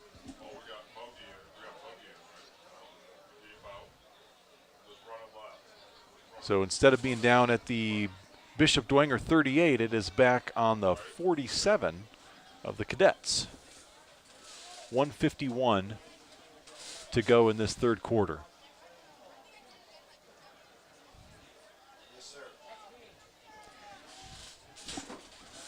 Boy, that would be a heck of a ball game to be at over at Dave Walters Stadium. Yeah. Homestead hosting the Luers Knights. A lot of pride going on in that game. Here's another flag on this play. But, of course, in addition to Bishop Luers fighting for an outright conference crown, you've got the Spartans trying to fight for a winning season. They're 4-4. They've never had a losing season under Coach Chad Zolman. And they're trying to salvage a winning season tonight. A win would move them up to 5-4 on the regular season. So both teams have plenty to play for tonight. And a defensive battle out at Homestead High School.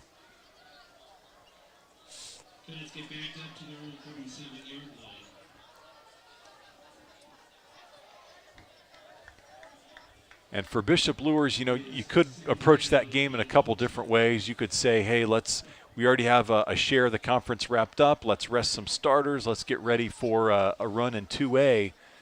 But I really like the fact that Coach Lindsay, they're going for it. I'm not sure that's in his DNA right. at all, or any of those players over there. They want to win this thing outright. And when you've got a chance like that in front of you, you've got to take advantage.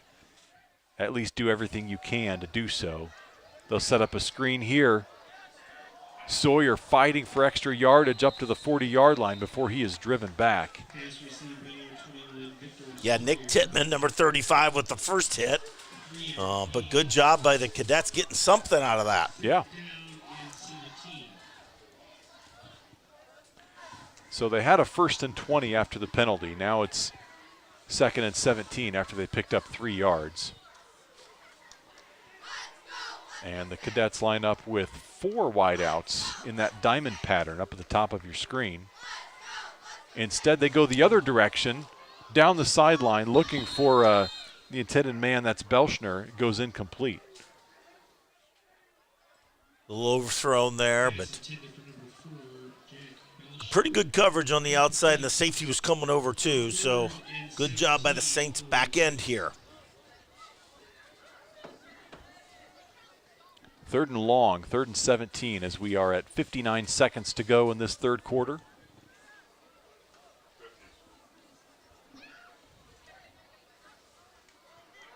Corbett rolling, got pressure, tosses it back. It is picked off. No. I think they're going to call that incomplete. Let's see what the call in the field is. Oh, my gosh. Aiden Bowman, number 38, had an interception. They're going to talk about it. I think he had it for a second. The question is, did he have it for long enough to get the feet down and Or was it knocked out too soon? Well read the screen. Yeah. Came over, was in his. I think they're going to call it an interception and then a fumble. So first down. Okay. I think. Yeah. Yeah, they're going to call it an interception. And then he fumbled it, so it'll be first down. And that's a huge break because that was oh my gosh. It would have been potential touchdown, but certainly great field position for the Saints.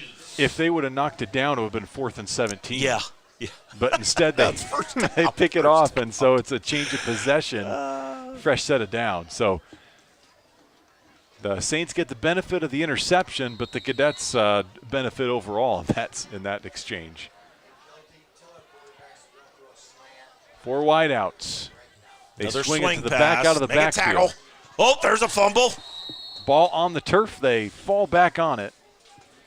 Fumbles on back-to-back plays. Cadets have maintained the possession here as we tick down to 34 seconds and counting in this third quarter. We're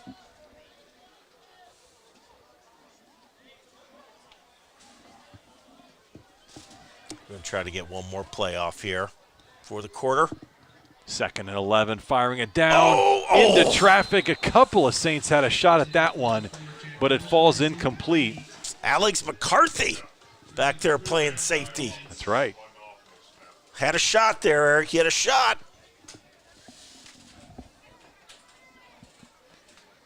Stops the clock with 16 seconds, so the Cadets will get at least one more play off.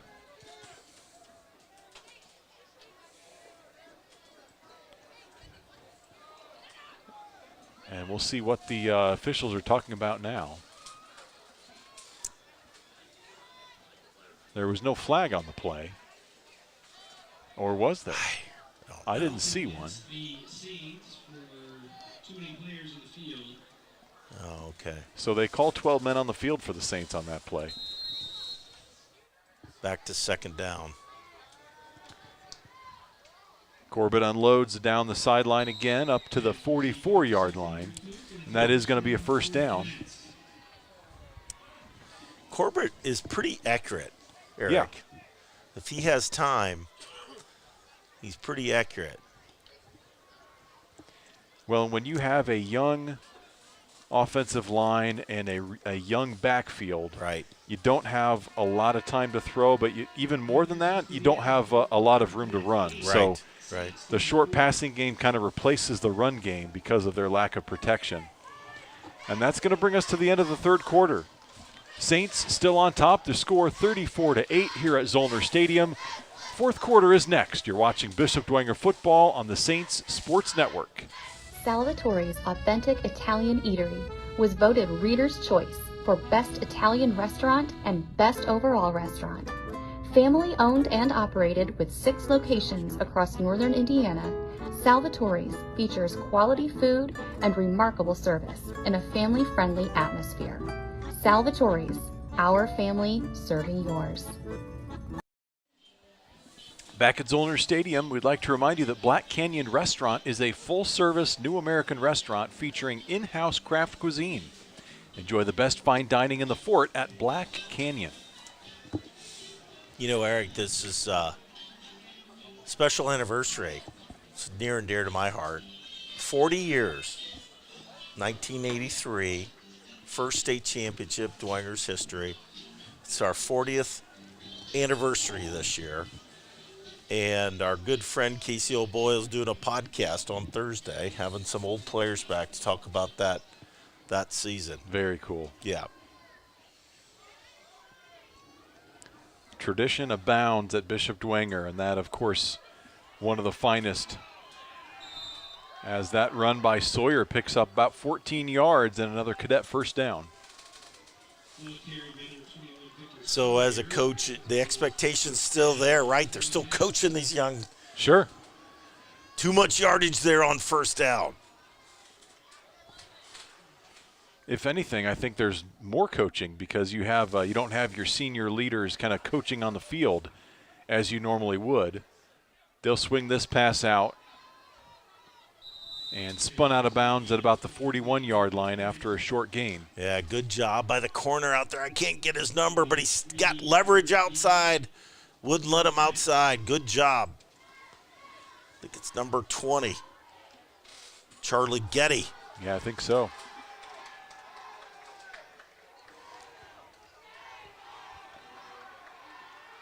Saints trying to make their substitutions, get their men off the field. They do not. Oh, good tackle. Yeah, big hit there. I'm going to let you say that one. I was going to let you do it. You're the professional. Kevin Sapansky. We'll go with that. Real good tackle. I love the fact that the sidelines are still into it. I could see some of those older players getting a little excited about that big hit. Yeah. Now we've got Owen Zimmerman tossing the ball over here. He did start a game at quarterback last year. He did. It was actually senior night last year. He got the start.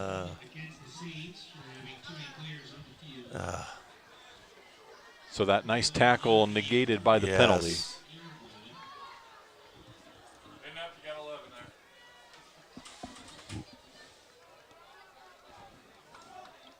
They'll march at 5 yards. We are in fourth quarter action, 11:01 on the clock.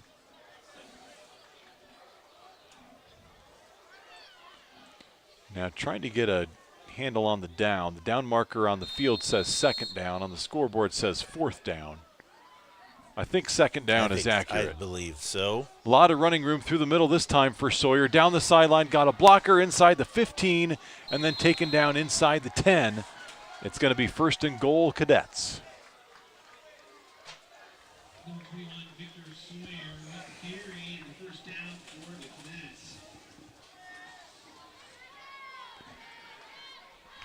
Well, to me, when you look at a game like this and getting in your second string, your third string to get experience, what you're doing is you're putting future experience ahead of the number on the scoreboard. Absolutely. And that one down to the goal line. Is it in? It is. Yep. Touchdown. Touchdown, Cadets. But to me, that's the sign of a good coaching staff. They're not concerned. You know, the game's in hand. Yes. They're not concerned about how impressive is this win going to look on the scoreboard. What are people going to say about our margin of victory? They're concerned about, let's get these young guys some experience. That's what's going to pay dividends down the road. So 34-14 is your score after the touchdown. And they'll try to go for two again. Yep. It's good practice for Concordia, actually, on their two-point conversions. Sure is. 4 wide outs on this play. Corbett throws. It is caught. Conversion is good. So 16 now on the board for the Cadets with 10:45 to go in this fourth quarter. We'll step aside. You're watching Bishop Dwenger football on the Saints Sports Network. OMSA and Diepenbrock Facial Cosmetic Surgery is the premier oral and facial surgery team in the tri-state region. As a full-scope practice with a proven track record, they offer outstanding care and exceptional results. With over a century of combined experience, they specialize in restoring natural beauty and self-confidence through surgical and non-surgical methods. By understanding just what patients need and want, OMSA and Diepenbrock Facial Cosmetic Surgery is dedicated to helping you live your best life. Welcome back, folks. Rooted in the Catholic and Franciscan traditions of faith and reason, the University of St. Francis engages a diverse community in learning, leadership, and service. St. Francis is a proud supporter of Saints athletics. 10:45 to go in this ballgame. 34-16 is the score. Cadets popping this one up. Oh, and had a knee on the ground back on the 24-yard line. Yep. That kick fielded by Seth Nicholson, the sophomore.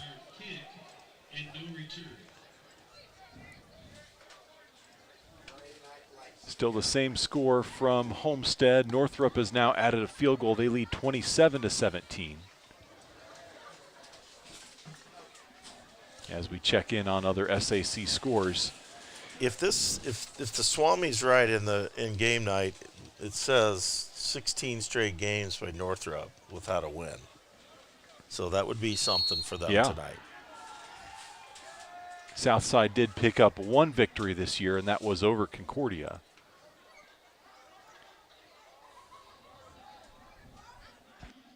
And as we mentioned, Northrop with the tough opener, sectional opener in 6A, hosting Hamilton Southeastern. So this is really their one opportunity to get that win. Burmis unloading. That one's going to be short. Good defense there. Yeah. Jackson Parrish comes back and plays defensive back on that play to knock that ball away. Trying to run a little go route and just not enough oomph on that pass. Yeah.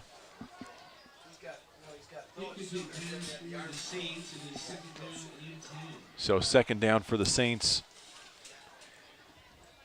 Well, if you are a Bishop Dwenger Athletics fan, this last week was a bit of a tough week for your fall sports squads. Now, we already mentioned girls golf and boys tennis wrapping up. This last week, both the boys and girls soccer teams were in action, playing in sectional championship games. We talked about it last week on the broadcast. They were both in action on Saturday. Not a piece of hard running there by Doug Henry. And the boys soccer team lost in the sectional championship. It was a scoreless game that went to the shootout, and the Saints lost 4-3 in the shootout to Concordia. And then also that same day, the girls soccer team playing in a sectional championship against Leo, they went to the shootout as well, tied at 1 at the end of the game, and that sectional was won in a shootout again. Now here is Henry down the sideline. He's going to cut back inside. The ball comes out and is picked up by the Saints. Lots going on there. I see a flag down. I'm not sure what that would be. I hope it just fell out of his pocket. He's going to pick it up. We'll see if there is a flag. Normally they would wave it in the air if there is no flag, but they're going to talk about it. So maybe some holding on the run? No, I think it just fell out of his pocket. Okay. He was running, and I saw it fall out. I don't think he threw it. So good job by the offensive line there. Good kick-out block. I didn't see the fullback's number, but really good run there by Doug Henry. Another sophomore. Rising sophomore. That's right. Right? Didn't get the number on the recovery, but a nice heads-up play as well. Off the fumble on the end of it. So 1st and 10. Here comes Burmis on the bootleg. Got some opening in the end zone, and is it caught? It is. Touchdown. All right. Touchdown Saints. Let's get a number on that receiver.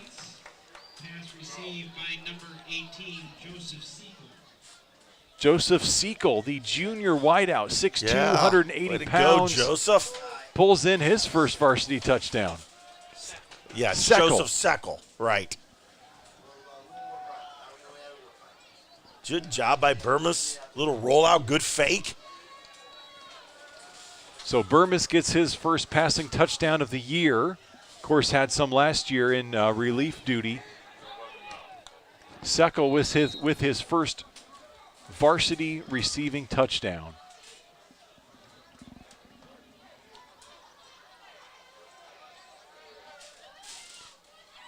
So a nice moment for the junior. Here is the PAT. Yeah, Charlie Getty. How about that? Ellinger on the hold. It was good. Getty boots it up and through. So that makes your score 41-16 here with 9:21 to go in the fourth quarter. We'll step aside. You're watching Bishop Dwenger football on the Saints Sports Network.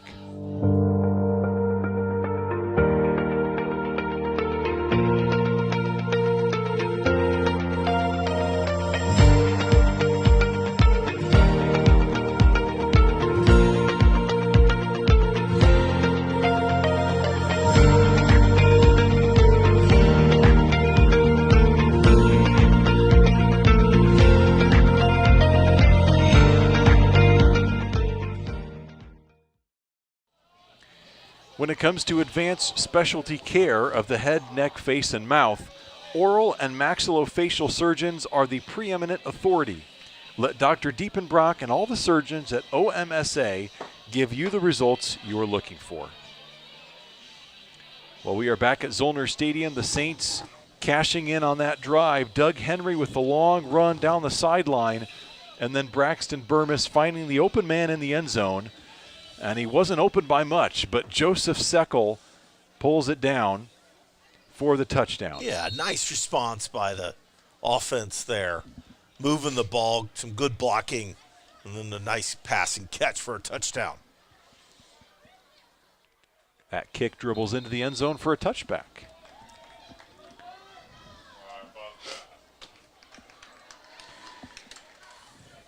Well, I was talking about the girls' soccer team before Doug Henry rudely interrupted me with that big run.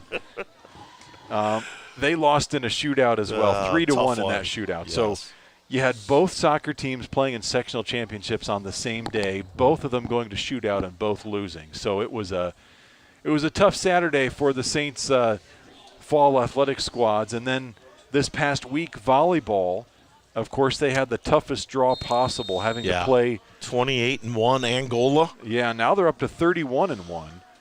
But Angola ranked number 3 in the class number 3 in the state in Class 3A. And the Saints, after their a very good season on the volleyball court, losing in straight sets 3-0. So volleyball wrapping up their season as well. So Saints athletics turning their attention to cross-country. Cross-country sectionals tomorrow, hosted by Woodland. You've got the boys' race starting at 10:30, girls at 11:15. It might not be the greatest weather day for cross-country sectional.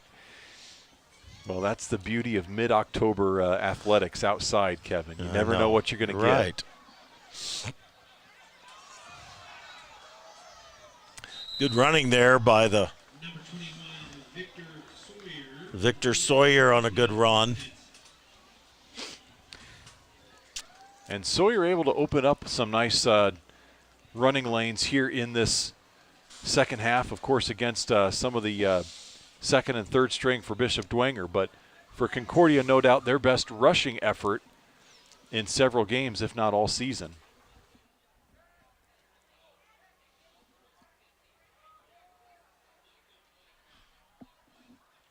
And you know, some viewers may say, well, why does Concordia still have their first team? And they just don't have the depth. Right. You know, so they keeping their first team in is not unusual in this situation at all, and they don't have the depth either to be able to substitute. Right. Like Dwenger can right now. All of their sophomores who, you know, in other scenarios might be second string, right, were forced into that the first string just with their lack of upperclassmen. So they are getting all sorts of experience tonight. Good job by the Saints that time, backing up the middle there. Nowhere to go. Third down. Yep. 7:50 left in the game. It's going to be 3rd and 4 from the 44-yard line. So we wish the Saints and the Lady Saints cross-country teams best of luck tomorrow in their sectionals. That throw into dangerous territory goes incomplete and brings up 4th and 4 for the Cadets. Yeah, that was the same play they did the touchdown on, 2 double slants on the outside. That time a little bit high for Corbett. See what we can do here. 4th down, big play for the Saints backups. Yep, the defense held tough on their last possession inside the 10-yard line. Trying to come up with a second consecutive turnover on downs. Here's Corbett into the flats. It is caught and hauled in. Successfully pulled in by Avery Cook. And that's going to move the chains. First down for the Cadets.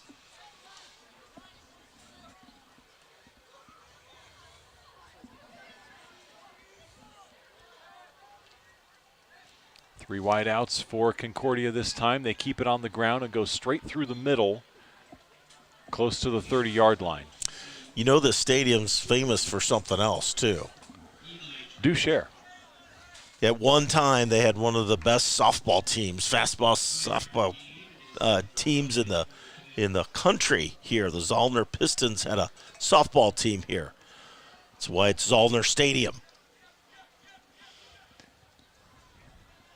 There's actually a little shrine over there on the other side. Good history here in this stadium. Oh, yeah. Well, you love when you walk in the main stadium gates, they've got a little, I don't want to say museum, but when you walk in, they've got some nice memorabilia in the display cases. They do. From the Cadets and the Saints. I believe there's some. Oh, fumble! Ball on the turf. Corbett picks it up, and he's going to go down as a sack on that play. Good penetration that time by the D-line of the Saints and jarred that ball loose. Nowhere to go for the Cadets that time.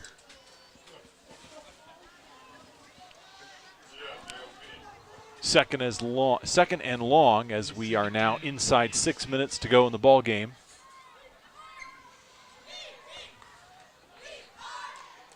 Ball back on the 29-yard line. Corbett looking. He's got single coverage down there. Instead throws it short, and it is picked off. Henry getting it done on the defensive side of the ball as well. Picks that pass off, and that's going to be the Saints' third interception of the day. Owen Zimmerman had 2 in the first quarter, and Doug Henry with another here in the fourth. Really good pressure that time, too, by the defensive line, and had to make him throw it. Great play by Doug Henry. Well, for a secondary that only had 1 interception all season, this is just what the doctor ordered, picking up 3 here tonight. Got Henry Jordan in now at quarterback. See if we can move the ball a little bit here. Pitch back to Henry, cuts it back inside, and puts his head down as he crosses the 20-yard line. Good vision there, cutting it back, getting 7 yards there on first down.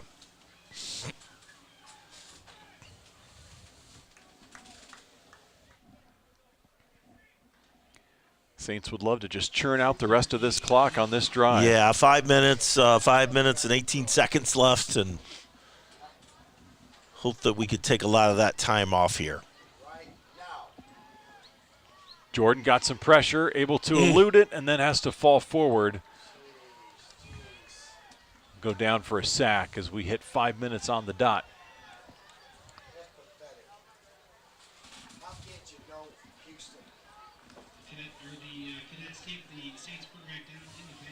So 3rd and long for the Saints. They're back to the original line of scrimmage, back at the 17-yard line. You know, the other question is, why aren't we just running it all the time? And, you got to give these quarterbacks some experience throwing the ball, right? There's nothing wrong with this at all. Right. Puts that one on a rope. A little bit too far beyond the receiver, and Jordan took a little bit of a hit at the end of that throw. So it'll be 4th down and a punting situation for the Saints with 4:24 to go on the clock.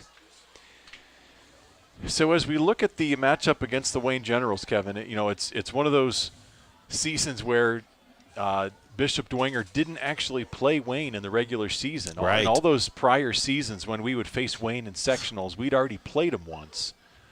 This year we don't have the benefit of experiencing that matchup once already. So a bit of uncharted territory in that regard.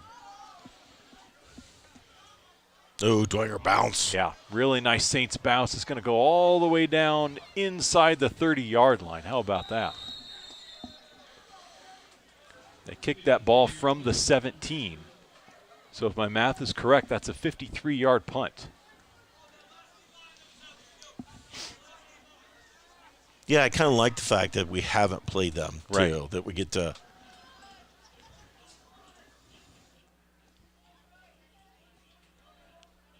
yeah, so it'll be their first matchup of the season, and they have had some classic matchups in sectionals as you go through the years, none greater, at least fresher in your mind than that 2018 sectional championship. Yeah. The 1-point Bishop Dwenger victory, 14-13. In the mud. In the mud. What proved to be their toughest test before they got to their state championship game. But that was just the one team that matched up with the Saints down in the trenches. They did. A game that the Saints had no first downs at halftime.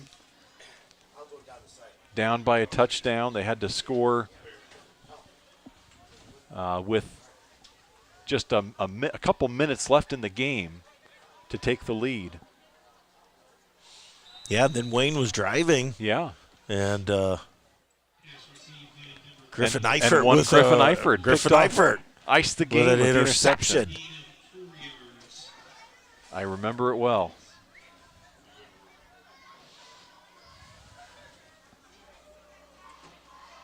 Of course, that game playing out at Wayne Stadium, and this one will be at Shields Field, but nevertheless, the memories. Yeah, our starting quarterback was the starting corner at the beginning of the year. That's right. Picked up a fumble in the first game, and then ends up being our starting quarterback at the end of the year. Right.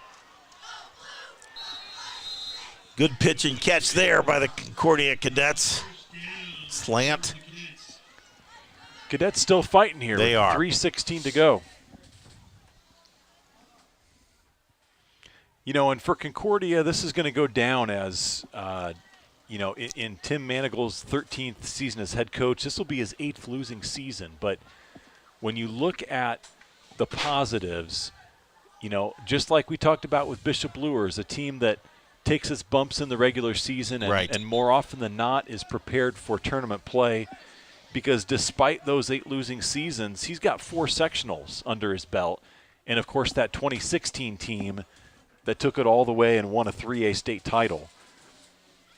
That was that team that they beat Bishop Dwenger back in 2016. That was the only time in the last 19 meetings that Concordia has come out victorious. Yeah, and I'm not going to remember his name, but the quarterback was phenomenal. It was Morrison, wasn't it? Yes. Oh, my gosh. So accurate with the football. He was. Big play there. How Number about 52. That? Jackson Bogenschutz. Another sophomore in there.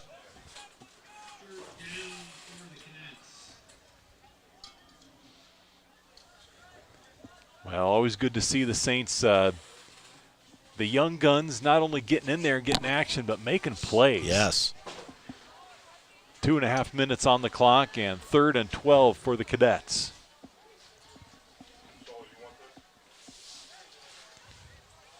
Four wideouts this way. Oh, good running out of time again. And thrown down for a sack.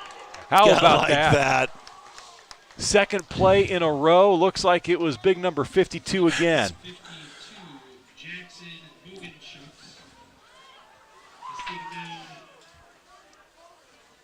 Sophomore defensive lineman making plays. 4th and 17 now with 1:53 left on the clock. I think they might punt it here. I think so. First time tonight, I think. Could that be true with all the turnovers and stuff, that this is their first punt? They've had a multiple turnover on downs, but they get this one away and actually takes a nice bounce on the return by the Saints. So I did get to watch Wayne when they, as I was preparing for the Luers game, and again, their special teams, they have troubles with the punt and with their extra point field goals. So that could be an advantage to us. But Luers ran the ball on them, so that's got to be a positive for us too. But again, they'll be well prepared, and they'll be jacked up to play Dwenger, I am sure. Well, for all the seasons, I mean, if you look back over the last 10 years, the number of times that the Wayne Generals have had their season end at the hands of the Bishop Dwenger Saints. Right. I mean, they would love to return the favor. Right. And they've got an opportunity to do just that. It'll be interesting to see, as the week goes out, there will be some people that may consider Wayne as a favorite. No doubt about it, because I'm telling you, these receivers are really good. And the quarterback's done a really nice job, too, this year. The height difference between the receivers and RDBs is pretty significant, and you could just see some of those jump balls. Like, that's what I'm already nervous about next week. Jordan throws it to Henry on this play. Henry through the middle with a lot of running room across the 50 and across the 45. Oh, and a flag at the end here, but very well designed and well executed screen there by the Saints.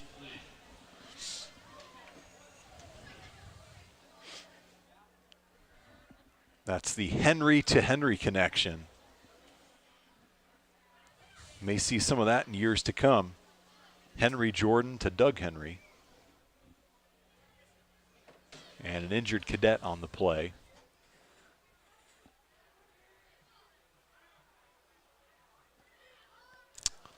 Well, really unfortunate. Horse collar? Was that a horse collar? I don't know what that – I think it's a personal foul horse collar. Yeah, it could have been. At the end there.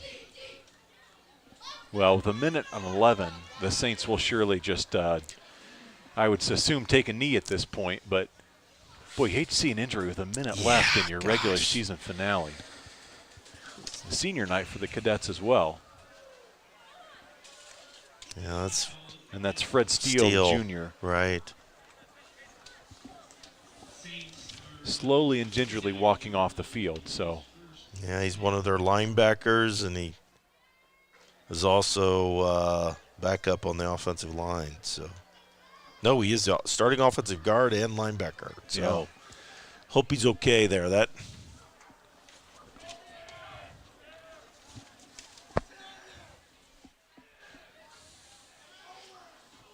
So the Saints will have a first down on the 29-yard line after the penalty.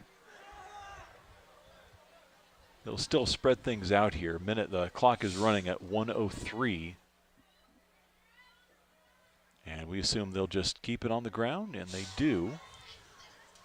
Henry through the middle. He's got some running room down the left side. Fighting his way inside the 5, still on his feet. It's going to be fun to watch him over the next couple of years. He's got a good frame, too. You can see him putting on some muscle over the winter time. Yeah. With that frame, looks a little bit like a Devin Tippmann. Yeah, it does. It does. Great football player for the Dwenger Saints, Devin Tippmann. Oh, yeah. Loved watching him play. First and goal from the 5. Saints push the pile forward, and they're down on the 1. There's 20 seconds left. I don't see a need to. I don't either. I know you're trying to give these guys experience, but is he clocking it? We don't need to clock it. Yeah, he's clocking the ball with it. Let's just kneel on it. And actually, the clock is still running. They stop it with 6 seconds, and it's second and goal from third and goal from inside the 1. But I think at this point you've got your backups plenty of experience, and you can just call it a game.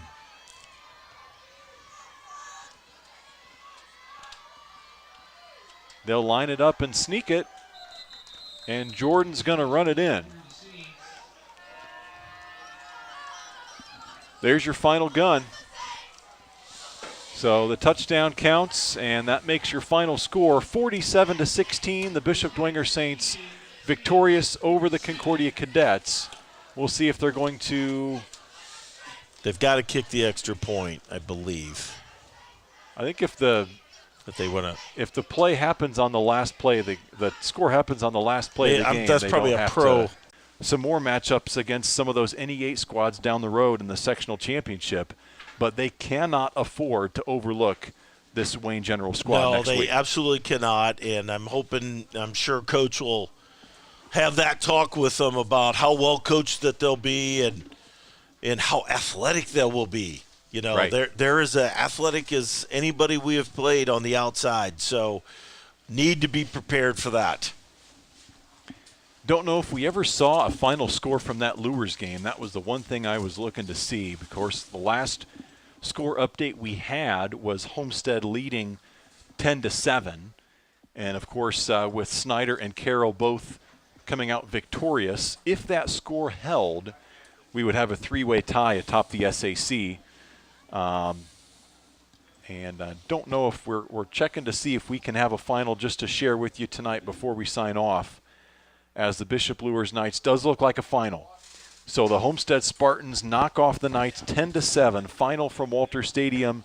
And so a 3-way tie atop the SAC between the Snyder Panthers, the Carroll Chargers, and the Bishop Luers Knights. I'd say all three very deserving of a conference championship this year. And hats off to the Homestead Spartans, a hard-fought victory. They finished with a winning record for Coach Chad Zolman. And for the Bishop Luers Knights, I mean, hey, playing a 6A team to a 3-point loss, no shame at all in that. And they still have plenty of momentum as they head into a 2A sectional play.